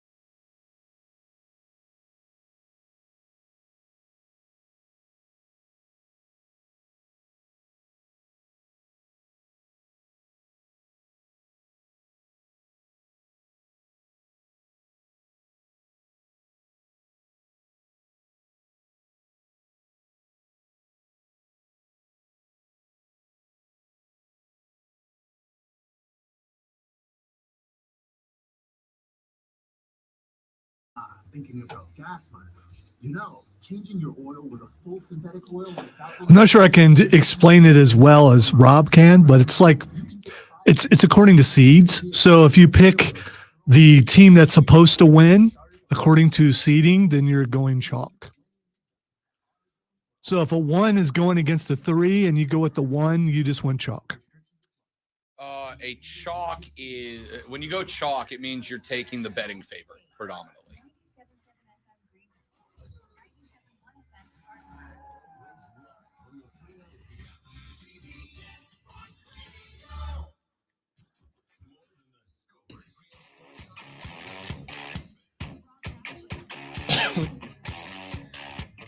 Trey just asked a good question. He says, what's it mean to go chalk? You hear that expression, right? You'll hear chalk and you hear Sharpie during March Madness. The origination of the word chalk comes from when most sports gambling was on the ponies, on the horses.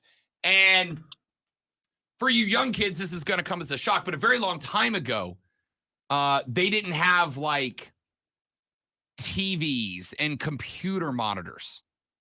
If you wanted to transmit information to a large group of people, you had to write it down. And so if you had to write something down. Wait. You mean like with a pen or a pencil? Or with chalk.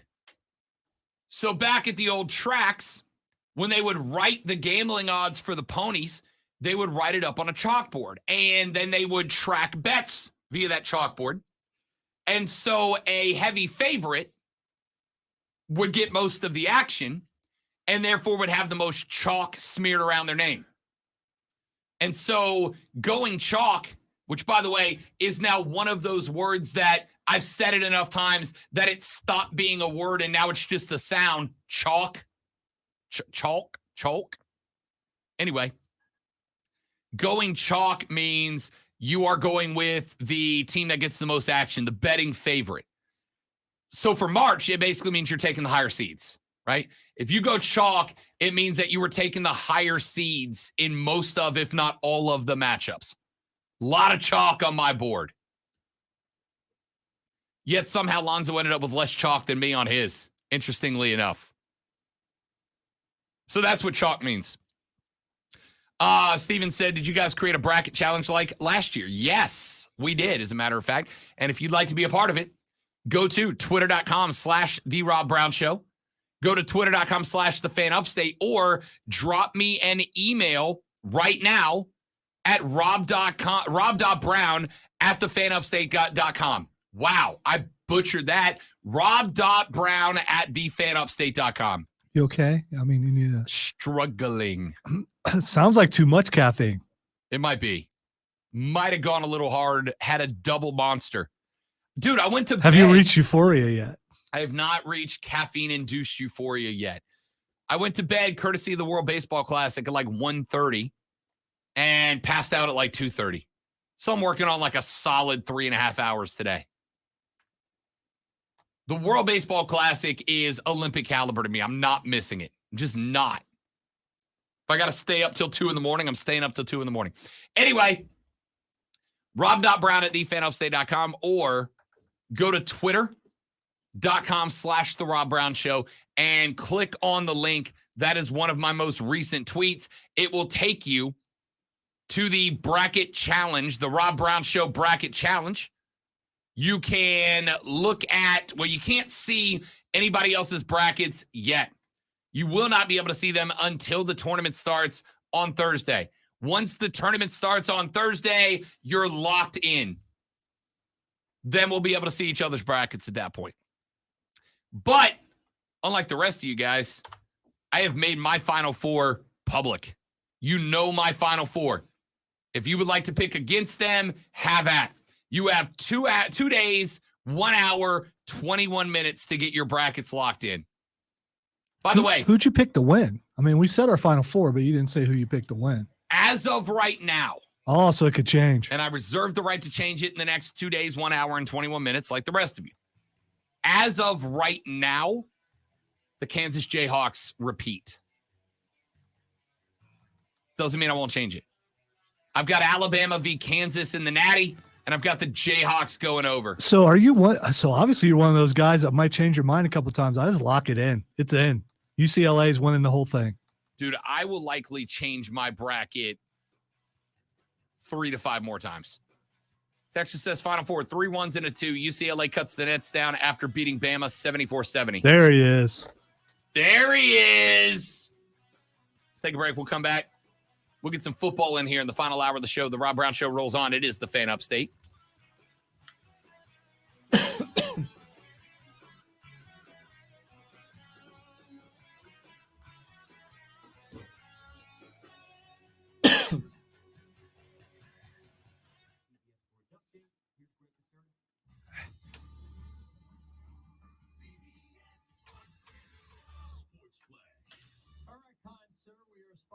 Progressive Insurance. Your small business keeps you on the go. Progressive Commercial Insurance keeps your policy within reach with our easy-to-use mobile app. Learn more at progressivecommercial.com.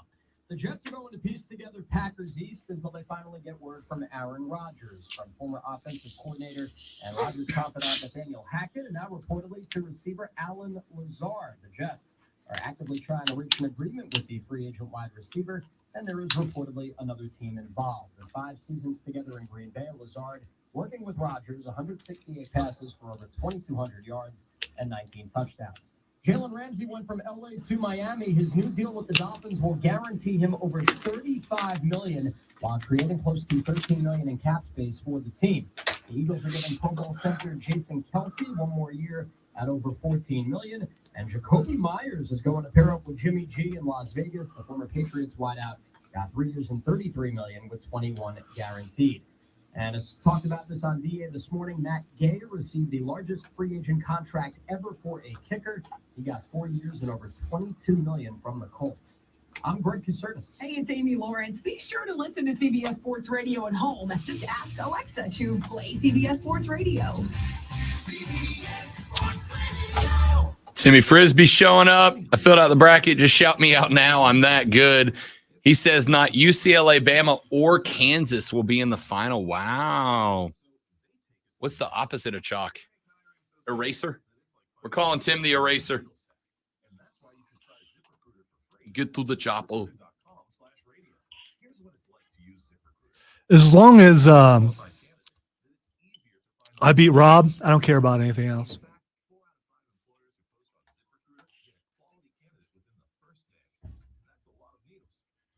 It's all about bragging rights in the room. I respect that.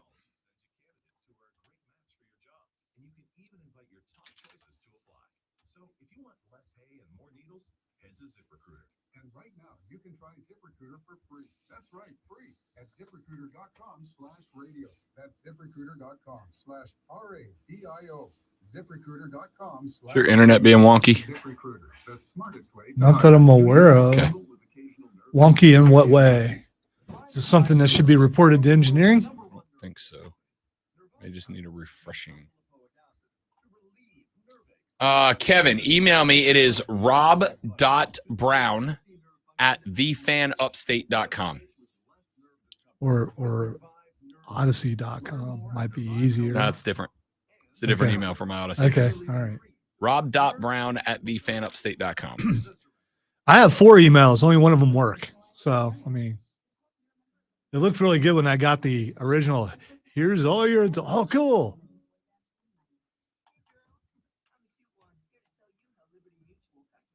But the good thing is the hardest one to do is the one that works. The one that includes my last name.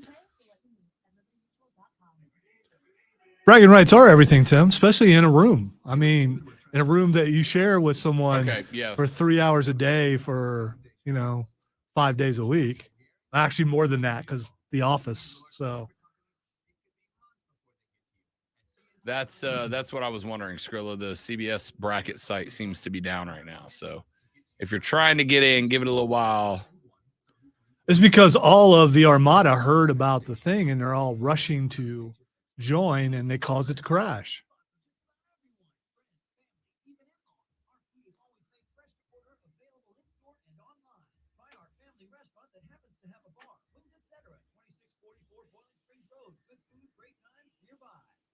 I'm getting vaccinated with Prevnar 20. So am I, because I'm at risk for pneumococcal pneumonia. I'm asking about Prevnar 20 because there's a chance. Wonder if you can go out and buy like a blue ribbon and a red ribbon. So when I win, I can wear the blue ribbon and you can wear the red ribbon. I wonder if the red ribbon has first loser on it. Wonder if they make those. First, second place. Continued approval may depend on a supportive study. Don't get Prevnar 20 if you've had a severe allergic reaction to the vaccine or its ingredients. Adults with weakened immune systems may have a lower response to the vaccine. The most commonly reported side effect was pain at the injection site. For additional common side effects and full prescribing information, please call 1-855-213-2138 or visit Prevnar20.com. I want to be able to keep my plans. So I'm asking my doctor about getting vaccinated with Prevnar 20. WORD Spartanburg. WFBC HD3 Greenville, the official sports voice of you, the Upstate fan. CBS Sports Radio. Live from the Freelance here. And check this out. You're on official Rob Brown lockdown. Represents being a winner. Yeah. Real, unfiltered sports talk. Manufactured locally for the Carolinas. Lockdown. This is the Rob Brown Show. Yeah, Rob. Only The Fan Upstate.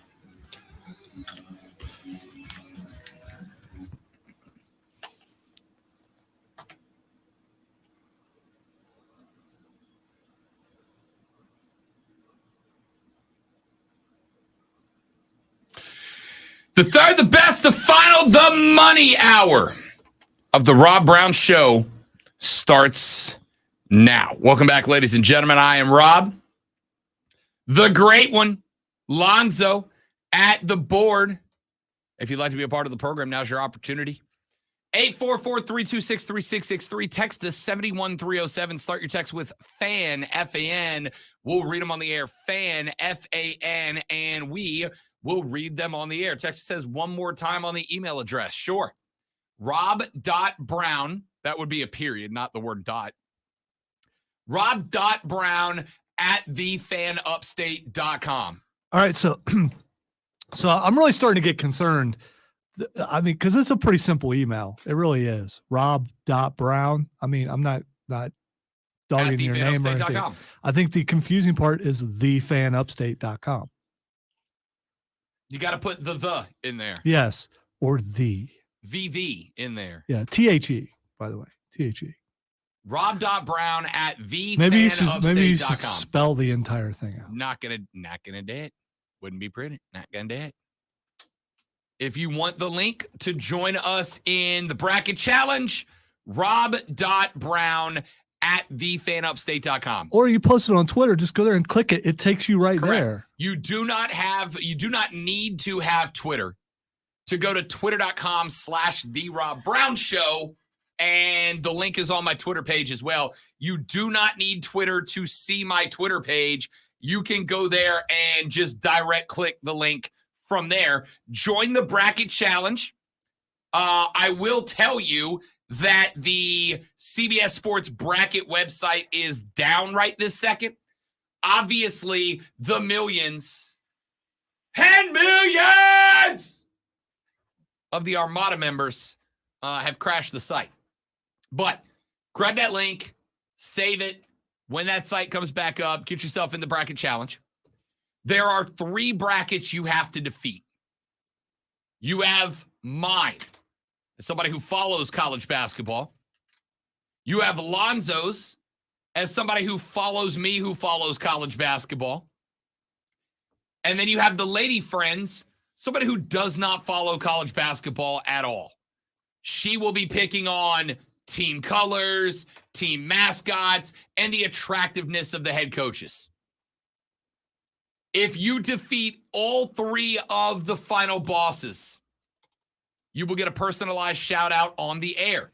You will have the opportunity to send me a line or 2 that you would like me to read out on the air for you. If you beat all 3 of us and everybody else, you will get 1 segment to come on the show and talk about whatever you want to talk about. Brag about your bracket, talk smack to me and or Lonzo, or bring up a sports topic you want to get into. You have free reign for about 7 minutes or until Lonzo hits the yellow button, in which case you're done. It's your pick.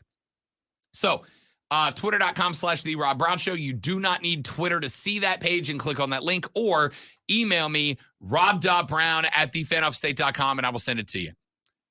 Let's get some stuff in here. Ian Rappaport is reporting, Lonzo, that the Falcons have their new quarterback. Is it Lamar Jackson? Nope. Is it Aaron Rodgers? Nope. The current QB1 in Atlanta, Lonzo, is former Washington Commanders quarterback Taylor Heineke. Heineke is an Atlanta Falcon now. And for now, Derek Carr There it is. is still the best quarterback in best the NFC quarterback South. in the NFC South. For now. Who for now. dat? Let's go. Ride with Derek Carr. I love it.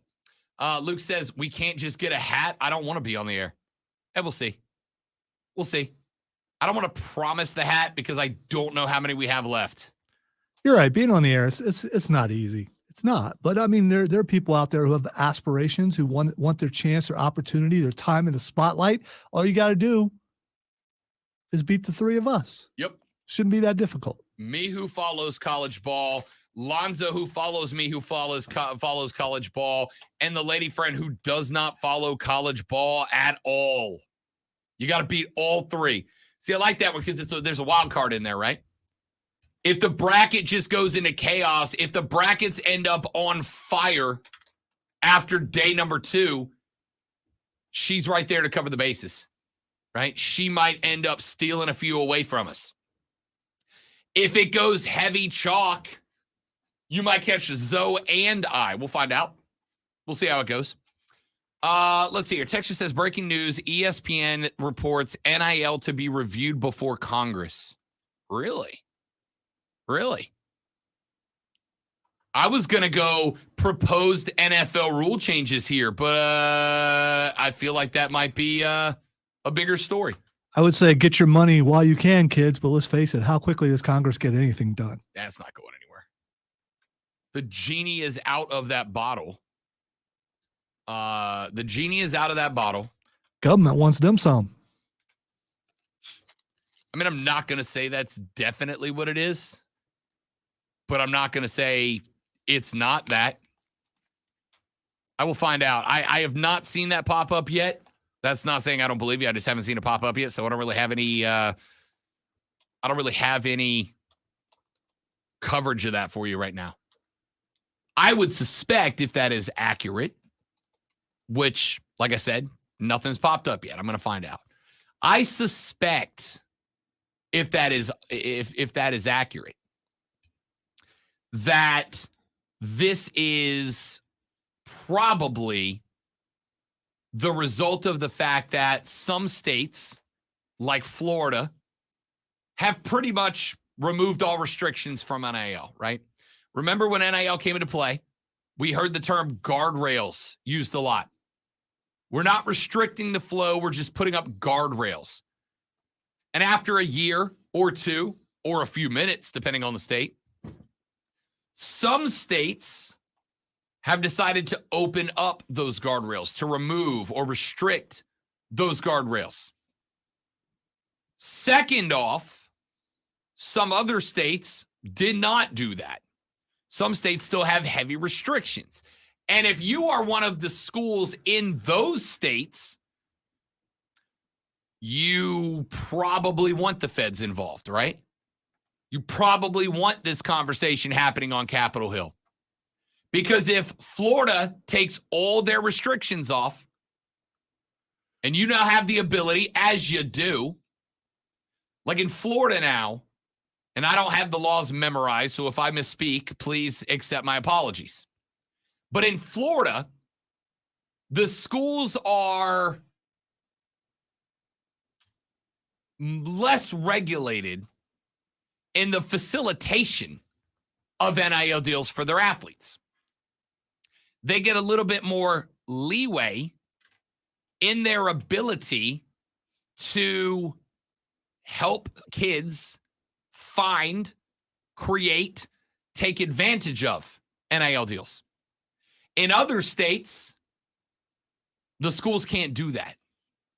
They don't have that. So if you're a five-star kid and you're trying to pick between FSU and Cal, and Florida State goes, yeah, man, we basically have a staff whose sole job at this point is to help you find, engage in, and profit from NIL deals. And Cal goes, yeah, we can't really do anything. Like, we can provide you with a facility to record your podcast, but that's really it. Florida State suddenly sounds a little bit better, right? Florida State suddenly sounds a little bit better. So I would imagine that this is likely the result of a number of schools pushing for hearings to take place. Dave Murphy of ESPN is reporting that federal lawmakers are taking their first steps towards considering legislation for college sports since a new Congress was installed. He writes that a spokesman for the House Energy and Commerce Committee told ESPN earlier today that it plans to host a hearing to discuss the name, image, and likeness rights of college athletes on March 29th. The spokesman did not provide any information about who may be asked to testify at the hearing, but this will also be the first NCAA-related public meeting on Capitol Hill since NCAA President Charlie Baker began his tenure March 1st. Baker told ESPN last month, quote, I think the conversation with Congress will inform the conversation with membership about this stuff and vice versa. I understand and appreciate the difficulties of working something through a legislative process. It's incredibly complicated, end quote. Now, these are not the first hearings on the topic. Committees from both the House and Senate held hearings back in 2021 on the future of college sports, but neither produced any significant momentum toward any federal laws that would impact NIL. More than a half dozen federal bills have been proposed by lawmakers in the past 3 years with respect to the rights of college athletes and the current legal challenges to current amateurism-based business models are the topic of conversation here. So far, we know that bills that have been predominantly proposed by Democrats have favored sweeping changes, including education and health reform, as well as giving athletes the right to form unions and collectively bargain against the NCAA. On the flip side, Republican-based bills have provided more narrow proposals focused on creating a national standard for how athletes are allowed to profit from selling the rights to their name, image, and likenesses. The hearing will be led by a pair of Republicans, Committee Chair Kathy McMorris Rogers from Washington and Gus Bilirakis from Florida, who chairs the Subcommittee of Innovation, Data, and Commerce. Both of those representatives said that their group wants to, quote, create a clear set of rules for male and female athletes of every sport to benefit from their name, image, and likeness at both large and small schools in every state, and to preserve the future of college athletics, end quote. I don't know, Zoe. You got two things at play here. Number one is raw bureaucracy, right? It's just hard to get anything done. Congress is polarized. Probably the most polarized it's been since like McCarthy was a thing. It's very polarized. And part of the polarization is that the concept of the government, which is compromise, has been compromised. We don't compromise anymore. It's my way or the highway or nothing at all. So you've got Two very different approaches to NIL from both sides of the aisle. Democrats who want to continue to give more power to athletes, allowing them to unionize, allowing them to collectively bargain, etc. On the flip side, you've got Republicans who, for the most part, want to create more sweeping and uniform rules and regulations that would favor the NCAA. And I think both of them have a very valid argument. Democrats in this case are saying, look, we want to give power to the players. We want them to be in control of their own destiny and, well, frankly, finances.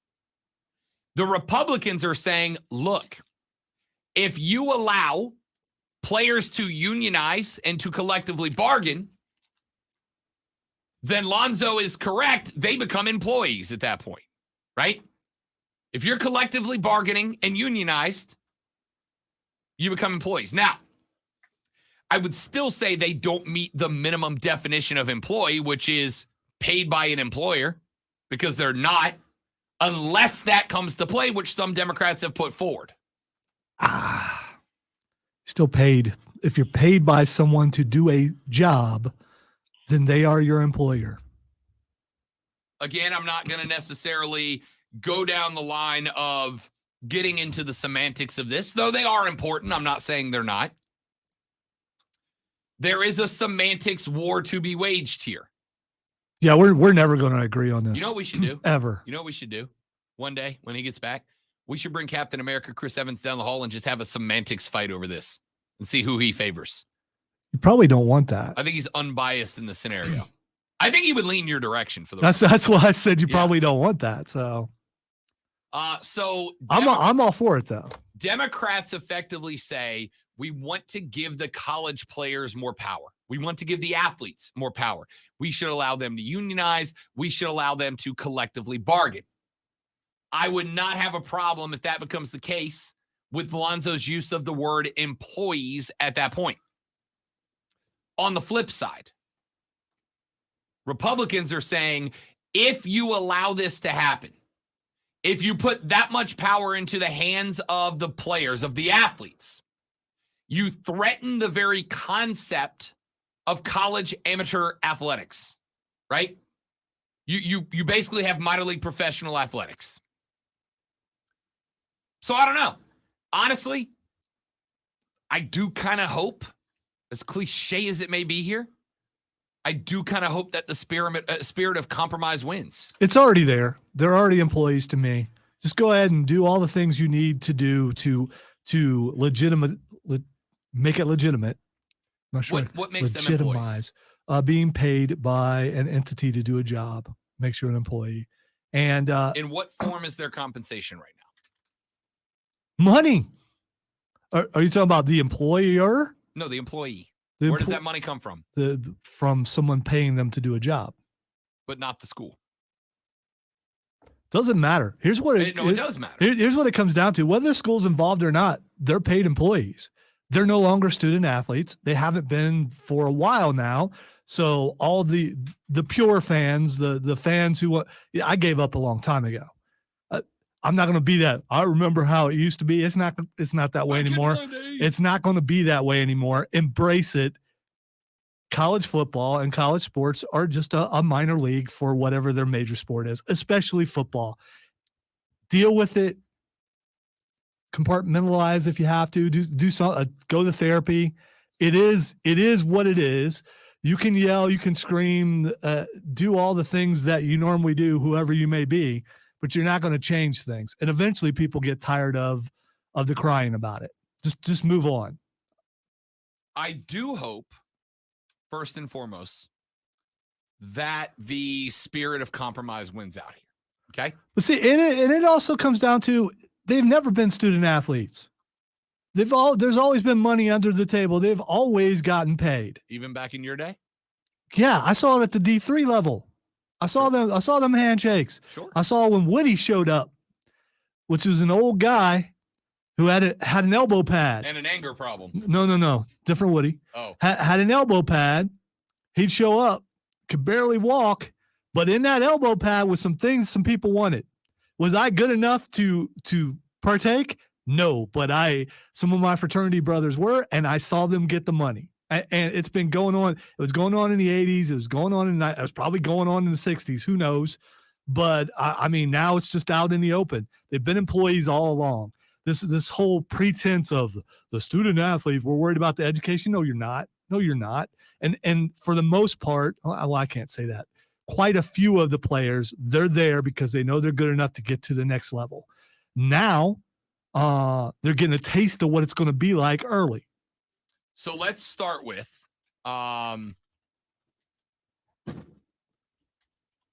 most players playing college athletics are not going professional. Right. I amended that. I fixed it mid-sentence and said a good portion have the dream to go. They're not necessarily going to get there. Sure. And some of those guys, now that they have NIL money, may go, you know what, this is good enough for me. No, it's not. The dream is fine. Less than You're 2%. right. It's never enough. Get all that you can. Yeah, absolutely. I don't know why that's a bad thing. Well, there may be a college student who gets like $1 million NIL deal and he's studying business, goes out, starts a business with that money, starts to thrive before he even graduates and goes, you know what? I'm good. Ain't that the American dream? I didn't say there's anything wrong with that. Less than 2% of let's just stick with football here. Less than 2% of college football players are drafted. 1.6% of college football players are drafted. Roughly 16.5 thousand college football players are draft eligible every year. 254 of them get drafted. You'll have a bunch more that sign undrafted free agent contracts, get their way through practice, and never see the field. So I got no problem with giving college athletes, because I promise you, whatever the number is for the NFL, you think there's more college gymnasts who go professional? Swimmers and divers? Track and field athletes? Hell, NBA players? No, not even close, right? So I got no problem with wanting to give college athletes the ability to profit on their name, image, and likeness. I think every person in America should have the unbridled right to profit on their name, image, and likeness. No, there's some people that are pretty ugly. They don't, I mean, you know, they should, no, they should not be allowed to profit. That's why name is there too, for people like me. All right. You say what you want to say, but there's some ugly people out there. Everyone in the country should have the unbridled, unrestricted ability to profit on their name, image, and likeness, which unfortunately led to the birth of things like TikTok.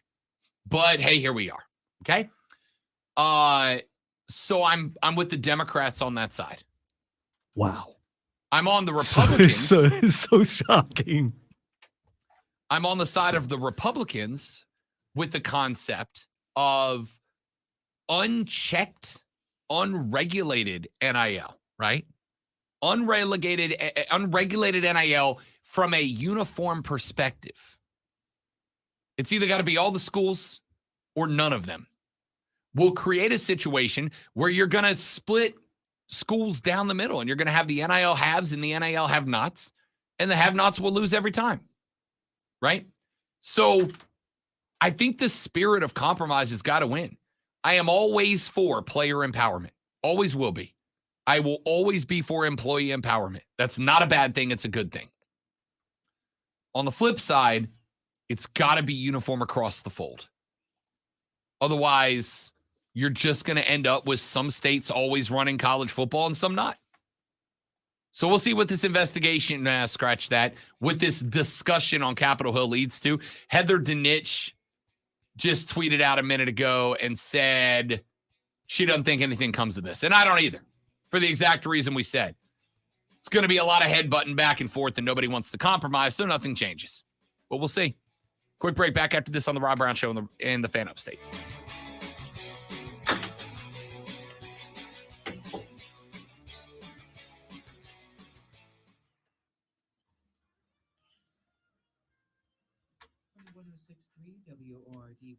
Creepy weather guy. State's most trusted forecast on the Fan Upstate. For today, there's going to be storms. Lightning will strike. Thunder will rumble. 6 inches.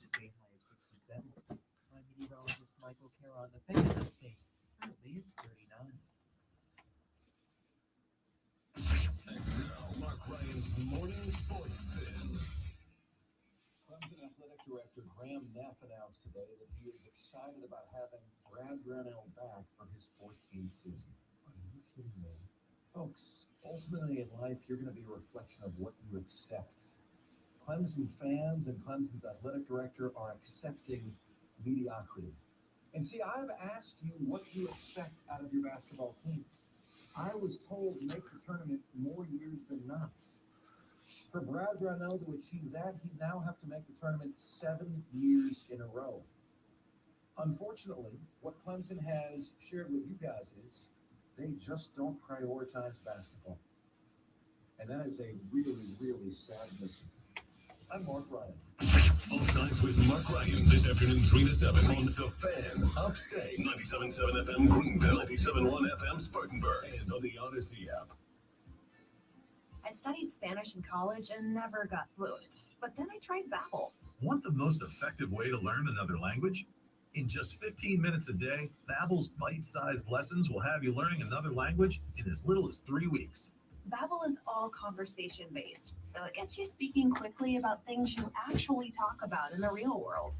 You'll really see a difference in how you can speak and how conversational you can be in just a few weeks.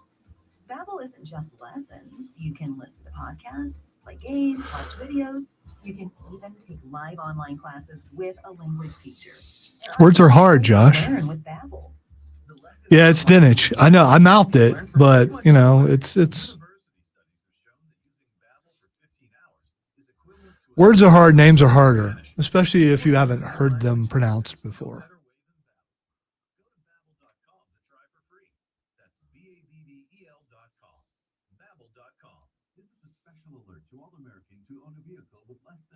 Or maybe he was going into his mob voice when he did it. Saturday before the play, we're having dinner at an Italian restaurant. You want to guess the name of it? I picked it because of the name. Carmine's. It is Carmine's. Saturday before we see the Phantom of the Opera on Broadway, we were having a dinner at a place called Carmine's. It's an Italian joint. Who knew? I know. A nice Italian dinner at Carmine's. You're going to go in there and then find out that they serve sushi. No, from what I understand, their pizzas are dope. Cool. But here's my question. But do you order a whole pizza? If you can't eat the whole thing, you're going to be leaving it, right? Well, yeah, because we can't take it with us. Yeah. Actually, I could run it back up to the hotel room. Here's my question. You go to a nice Italian restaurant.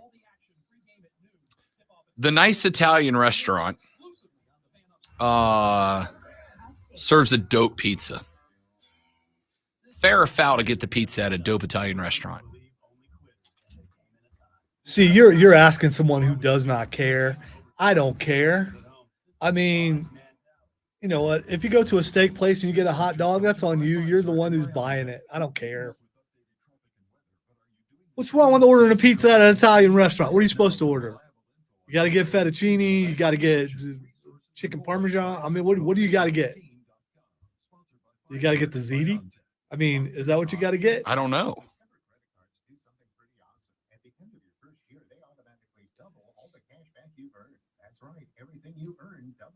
Ordering some za.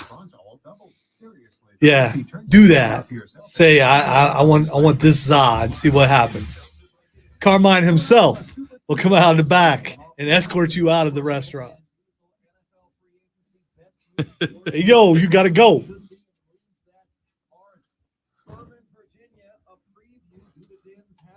The Madre says she's been there before. Ah, cool. My family's got a history with comedy. Oh, there's no surprise there.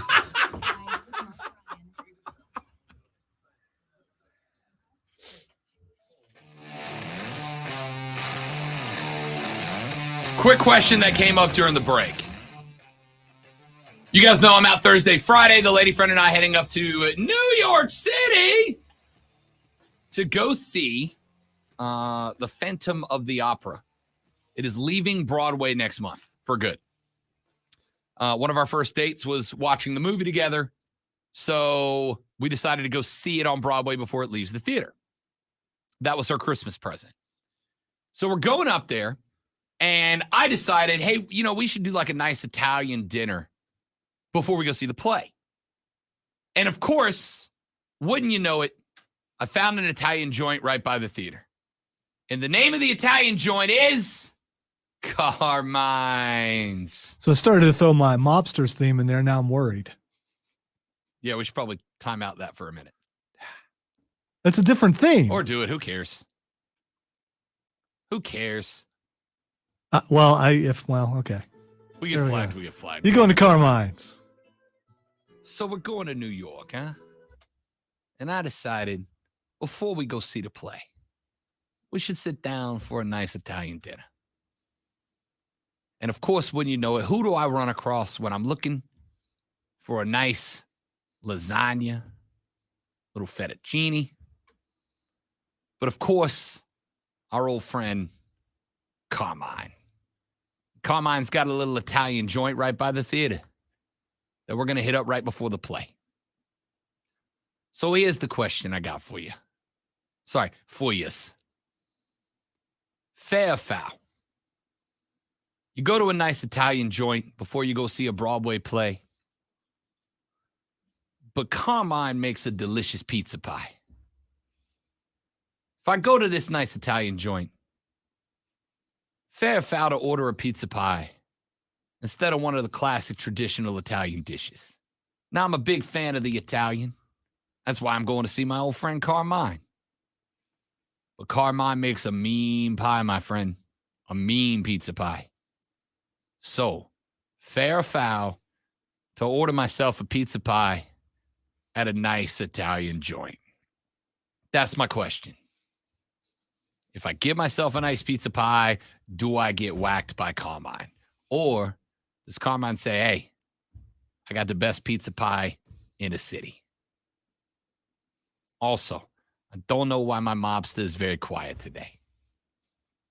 You don't want to talk too loud about Carmine. There's ears everywhere. You know what I'm saying? Spartanburg, man. You got to be careful. Skrilla says, go for the pizza pie. It's on the menu for a reason. Exactly. It's not an affront to the establishment if you order something that's on the menu. And I'm not worried about offending Carmine. Because, by the way, the Madre hit me. She's watching on the stream down in lovely Pensacola, Florida, and says, I've been there before. Yeah, Carmine might come out flipping dough. He might be that guy. So I looked up the pictures of this place, and before I booked the reservation, and it's a nice Italian restaurant, right? This is not like a pizzeria that's got spaghetti. It's a nice Italian restaurant, yeah? The worst thing that could happen is you order pizza and they look at you as a tourist. That's what you are. So, some people get into New York. They've never been able to eat something nice at an authentic Italian restaurant. They're going to order what they know, what they like. They're going to order pizza. Plus, if you don't get New York style pizza very often, you want to get some authentic New York style pizza from an authentic Italian restaurant. Ooh, is that chocolate? Look at that calamari. Yeah, I'm okay with calamari. It depends on what kind of oil they're using and stuff like that. I mean, it's a nice looking Italian joint just off of Times Square. I didn't see any pictures of pizza though. That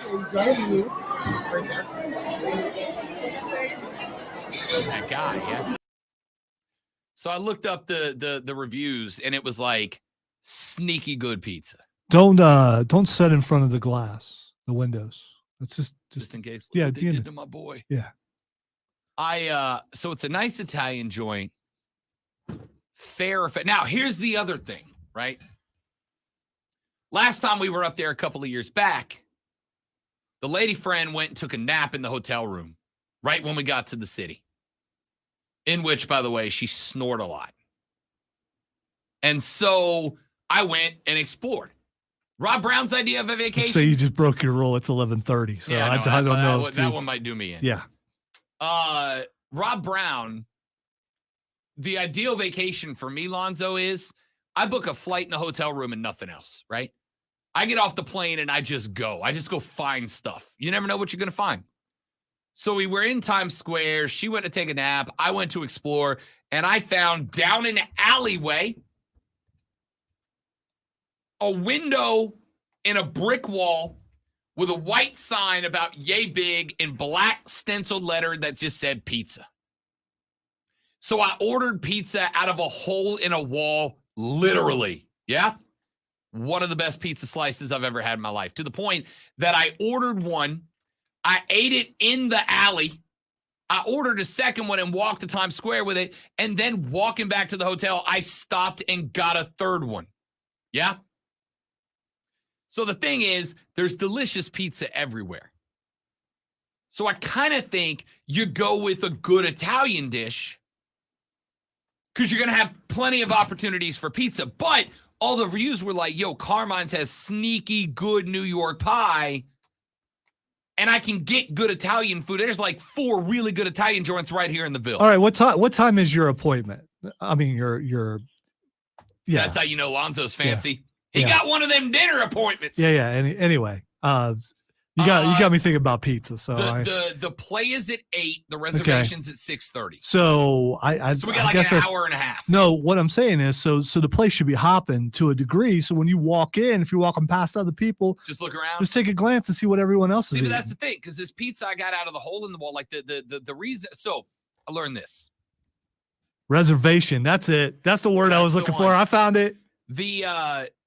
I got told this by a New Yorker when we were up there, because I talked about pizza to everybody. And what I got told was this: New York City, predominantly Manhattan, sits on top of a specific type of limestone reservoir that the water gets filtered through. Yeah. In fact, if you go to, and if you ever get the chance, I highly suggest you do. If you go to the 9/11 Memorial in New York City, which is one of the most moving experiences I've ever had in my life. But if you go to the Memorial and Museum at Ground Zero, they start by taking you go underground, right? Like it takes you down into the footprints of the Twin Towers. And when you go down there, there's an open face wall that it was carved into the specific type of limestone that is the foundation of the island that is New York City, of Manhattan. And the way they told me the way the water gets filtered through it gives it a chemical composition unlike water you get anywhere else. And then when you use that water to make the cheese that makes the pizza, it gives it the taste that makes it a New York pie. New York pie is not about the shape or depth or style. It's about using this particular way of making the actual pizza, and that's what makes it so good. So Italian food, there's 4 Italian joints in the city I've been to that I think are great Italian places, right? 4 places just in the Ville. I'm not even talking about the Berg and all the other sprawling metropolises of the upstate. There's only one place to get true New York pizza. It's in New York. So I'm kind of like leaning pizza at this nice fancy Italian joint. But on the flip side, it's a real nice fancy Italian joint in New York, run by an Italian family that's been running Carmine's for years, right? If anybody's going to drop the most bomb plate of Italian on me, it's going to be Carmine. So that kind of got me leaning back towards getting some traditional classic Italian stuff. The other aspect of it is pizza by default is not Italian. It's an American take on Italian food, but it's not Italian. So I'm in an Italian restaurant that's been here for 100 years, run by the same Italian family the whole time, known for making bomb Italian food. and I'm going to insult Carmine by getting a classic American fare? What if Carmine only put the pizza on there so that the Americans would be happy? And every time somebody orders a pizza, instead of one of Carmine's delicious Italian dishes, Carmine's in the back like, I don't know, table 42. We might have to have a little conversation. You know what I mean? I think all joking aside, as long as Carmine gets your cash, that's all he cares about. That's probably fair. Texter said, how about you order pizza, she orders an Italian dish, and you guys just split it? Damn you for introducing a solidly good thought into this. That's a move right there. That's a power move. That might be it. Even better if they have like a sampler platter. Throw that in there. Yeah, but like the classic Italian dishes, you don't get like a square lasagna. You gotta get like lasagna. And if you get that kind of lasagna, you're not gonna have room for anything else. That's a fact. And here's the other part. Dessert, man. Dessert. I do love a good tiramisu. If the pizza's that bomb, I'm gonna go ham on the pizza. Not ham, but like ham. Let's go ham. There's nothing wrong with ham on pizza. No. I love ham on pizza, but I'm saying I'm gonna go ham on the pizza, like the kids go ham on it. Texter says, yes, get 2 dishes and split. Oh, this texter just pointed something out to me, and I did not even recognize it. Do you know what today is? It is March 14th. It is 3/14. It's International Pie Day. And here we are talking pizza pie. Wow. I didn't even correlate that. Texter just said, I know this is supposed to be a sports show, but I appreciate all the pizza talk on Pie Day. I didn't even catch that. The nerd in me is angry at me. And see, I'm just thinking about the date tomorrow, not the date today. Ted Lasso drops tomorrow. Good call. It's also the Ides of March. It is, but also Ted Lasso drops tomorrow. Et tu, Brute. Texture says, I went to Europe last summer, and 5 years ago, I had pizza almost every meal. Italy did not have the best pizza. France did, especially Paris. Always get the pizza. See, you're very rarely going to stop me from getting pizza if pizza's an option. Lonzo, I think pizza might be the perfect food because you can make it any kind of way. Agreed. Second might be tacos, but yeah, pizza for sure. Pizza's you know why? You know what you can do with a pizza? Anything you want. Taco pizza. I've done it. Which is very good. We used to have Delightful. those back in high school. Yeah. They were really greasy, but they Taco were good. pizzas. Delightful. Punishment, but delightful. You can do anything with a pizza. It's still a pizza, and it's still good. You're very rarely going to see Rob unhappy with the ordering of a pizza. But I'm also very rarely in a century-old Italian joint run by Italians who make dope Italian food. I was going to say, here's the thing, though. If they serve pizza there and it's a reputable restaurant that serves really good food, the pizza is probably going to be – it's not like they go, all our really Italian food is good, but our pizza is just kind of No, the pizza's going to be good. I'm not questioning that the pizza is going to be delicious. It might cost you $53.50 for a large, but it's going to be good. Oh, it's going to be expensive as hell. We have already mentally prepared ourselves for this. But again, I just don't know. They got. I'm looking at the menu now. I couldn't stop myself. Maybe you should say, "Excuse me, waitress, do you have personal pizzas?" I know it's good Italian food because there's a handful of these dishes I don't know how to say. Yeah, this wouldn't be the day to try it either. Not at all. Giardiniera. Anybody got that one? Giardiniera. That's like when someone gets old, right?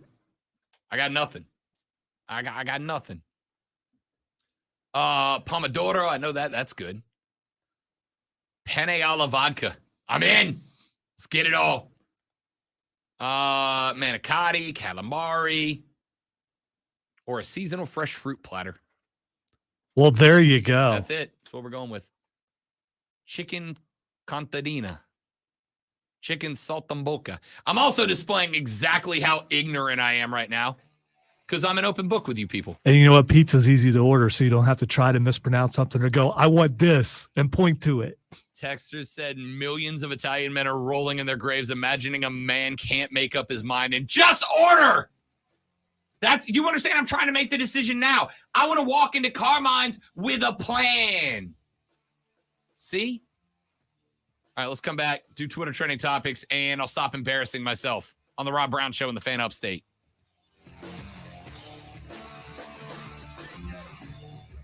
With a morning jolt of in-depth sports analysis and discussion every weekday at 6 on the DA Show. Only on the Fan Upstate. I'm Tony Nazari with your sports update on the Fan Upstate. NCAA tournament permit earning a 13 seed by the selection committee on Sunday, and now will hit Orlando, Florida for first round action Thursday when they take on the Virginia Cavaliers. Furman won the SoCon 27-7 this past season, making the tournament for the first time since 1980. Cavaliers guided by head coach Tony Bennett, one of the tougher defenses in the nation. Charleston will also be in Orlando on Thursday to open up the NCAA tournament. The Cougars 31-20, seeded 12th to go up against the Aztecs of San Diego State. The South Carolina women will take on Norfolk State on Thursday. They're the number 1 overall seed as they try to defend their national championship.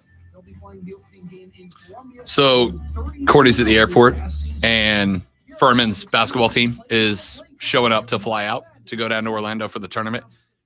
And she's like, what can we do to give them a send-off? Like, what can we chant or cheer or whatever? And I was like, tell them F you. And she's like, I can't say that. I'm like, dude, yeah, say it. She's like, no. I know it's their chant, but I'm working at the airport. I can't run to the terminal and scream F you in front of everybody. Yeah, I just it's probably not. She's probably, that's good thinking on her part. Probably not the move to make.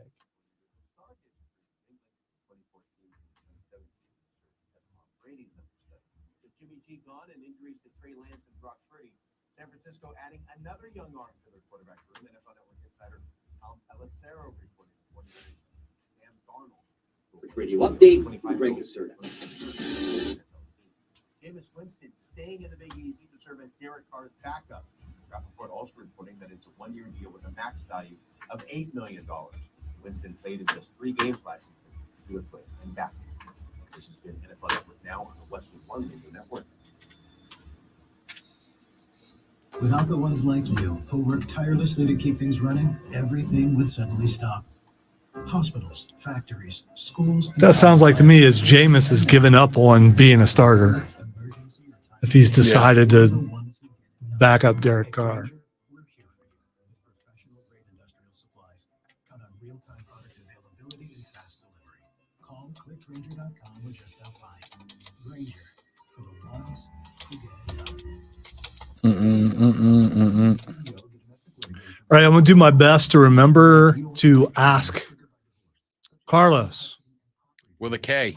if it's a good move or a bad move for you to order pizza. Oh, that's true. At Do Carmine's. Yes.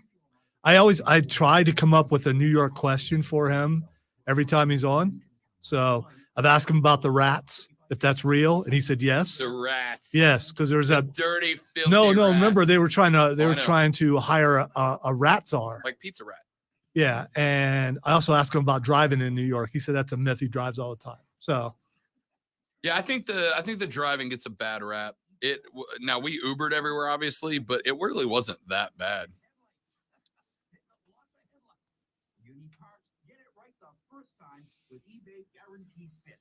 When you see the check, you know that part's gonna fit. eBay Motors, let's ride. Elevated items only. Exclusions apply. People who come to Cricket stay with Cricket, just like our customer Michelle. As an entrepreneur, every day is different. My phone bill from Cricket, on the other hand, always stays the same. Without surprises, hidden fees, or annual contracts, I can work worry-free. That's Michelle, everybody, doing business like a boss. Smile, you're all Cricket. Real customer, paid for testimonial. See CricketWireless.com for details. Why have over 2 million people trusted their bath remodels to Bathfitter? When a normal day is anything but normal, we fit your schedule with our unique tub-over-tub process installed in just a day with no demolition. When high quality is the only quality that matters, we fit your standards. We've been remodeling baths for over 35 years, and every bath we install comes with a lifetime warranty. Get the bath you want in a day with quality that lasts a lifetime. Bathfitter, it just fits. Visit bathfitter.com to book your free consultation. When making a real estate purchase, partner with an agent who is a realtor. We're experts in what we do, with access to exclusive tools and proprietary market data. We're realtors, members of the National Association of Realtors. That's who we are. Today, mostly sunny and breezy with a high of 54. Weather brought to you by Auto Trader. Shop millions of new cars, used cars, and electric cars on Auto Trader and find your one in a million car. Finally, it's easy. Auto Trader. From the Ingles Market Studio, the Fan. Upstate, 97.7 FM.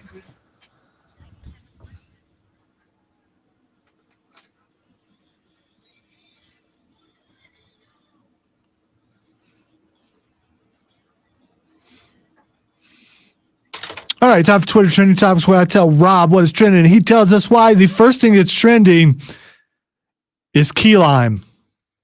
So, two things. Number one, and this is serious. I taught myself how to make key lime pie yesterday because I don't know why key limes it was trending yesterday too. I can tell you why. It's National Key Lime Day. No, it's one of those things where they throw up a bunch of stuff and have you pick which one. Yeah. A key lime, pumpkin, blueberry, apple, chocolate, or cherry. Pick my favorite or one gotta go. No, your favorite. I guess a lot of people are picking key lime. I gotta tell you, key lime is underappreciated, man. Yeah, but next to pumpkin and apple and chocolate, I didn't cherry? like key lime growing up, but it's one of those things. Like I acquired the taste, and now I taught myself how to make key lime pie literally yesterday, and found out when I got home because I told the lady for this. Apparently, we have a key lime tree in our yard. Had no idea. Cool. So I will actually have key limes this summer So to make it will key be lime pie. fresh key Yeah. lime pie. How about that? I'm not picking key lime out of that, though. It'd be a tough sell, but I would take I would take key lime over chocolate. All right. It's hard for me because she's my cherry pie. Warrant. That response was warranted. Yes, it was. I should have went with the joke before I just said the name of the band. Yeah, you should have. But I'm gonna go with chocolate because I mean, Not mad at that pick. pumpkin being a strong second for me. Butterscotch would be number one for me, but butterscotch you. pies are awesome. You want some hard candy, Grandpa? No, it has nothing to do with it. Butterscotch. See, you're dogging it, and you haven't tried it before. You think I haven't tried butterscotch? A butterscotch pie? No, I've never had a butterscotch pie. Thank you. Still gonna take key lime. What else we got? All right. The next thing is trending is Renfro. Hunter Renfro, I assume, is the Renfro in question here, who, of course, now has a new quarterback. I'm going to tell you right now, I'm not upset if I'm Jimmy Garoppolo. There's good news, bad news. The bad news is that your head coach is a bum in Josh McDaniels, an absolute bum of a head coach. The good news is that you got a bum head coach and a lot of talent around you. All right. They just signed Jacoby Myers today, and because of that, Renfro is trending because most people think Renfro is gone. I don't know, man. They might figure out another. Can you imagine Renfro and Myers on the outside, Devontae over the middle, Darren Waller in support, and Josh Jacobs lined up behind him? Speaking of receivers, that might be the best skill set in the NFL. And they're still going to be at least number 2 in the AFC West. Randall Cobb is trending. Why? There should be an obvious. First of all, he's a free agent. Yeah. And second of all, they're getting the band back together in New York. Are we? Oh. That's why Randall Cobb is trending. Fair enough. So effectively, Aaron's boys are all going to be hanging out in the Jets next year. Well, he hasn't been signed yet, but he's trending because people are thinking, okay, why not?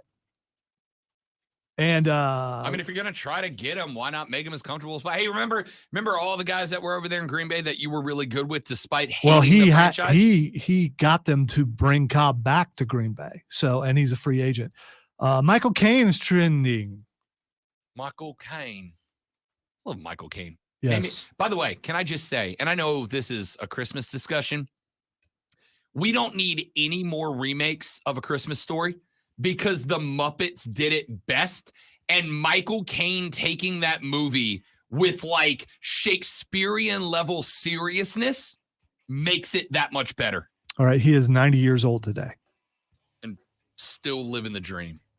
Michael Caine. Some people just want to watch the world burn. Love Michael Caine.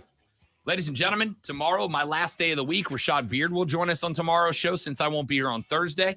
Carlos with a K will be in here Thursday and Friday to walk we got you a through the first two big rounds. guest tomorrow. We do. Dan Severn, legendary MMA fighter and professional wrestler, will join us tomorrow at 10 a.m. We'll talk to Dan Severn on the show, and we'll see you back here tomorrow on the Rob Brown Show on the Fan Upstate. Later, brother.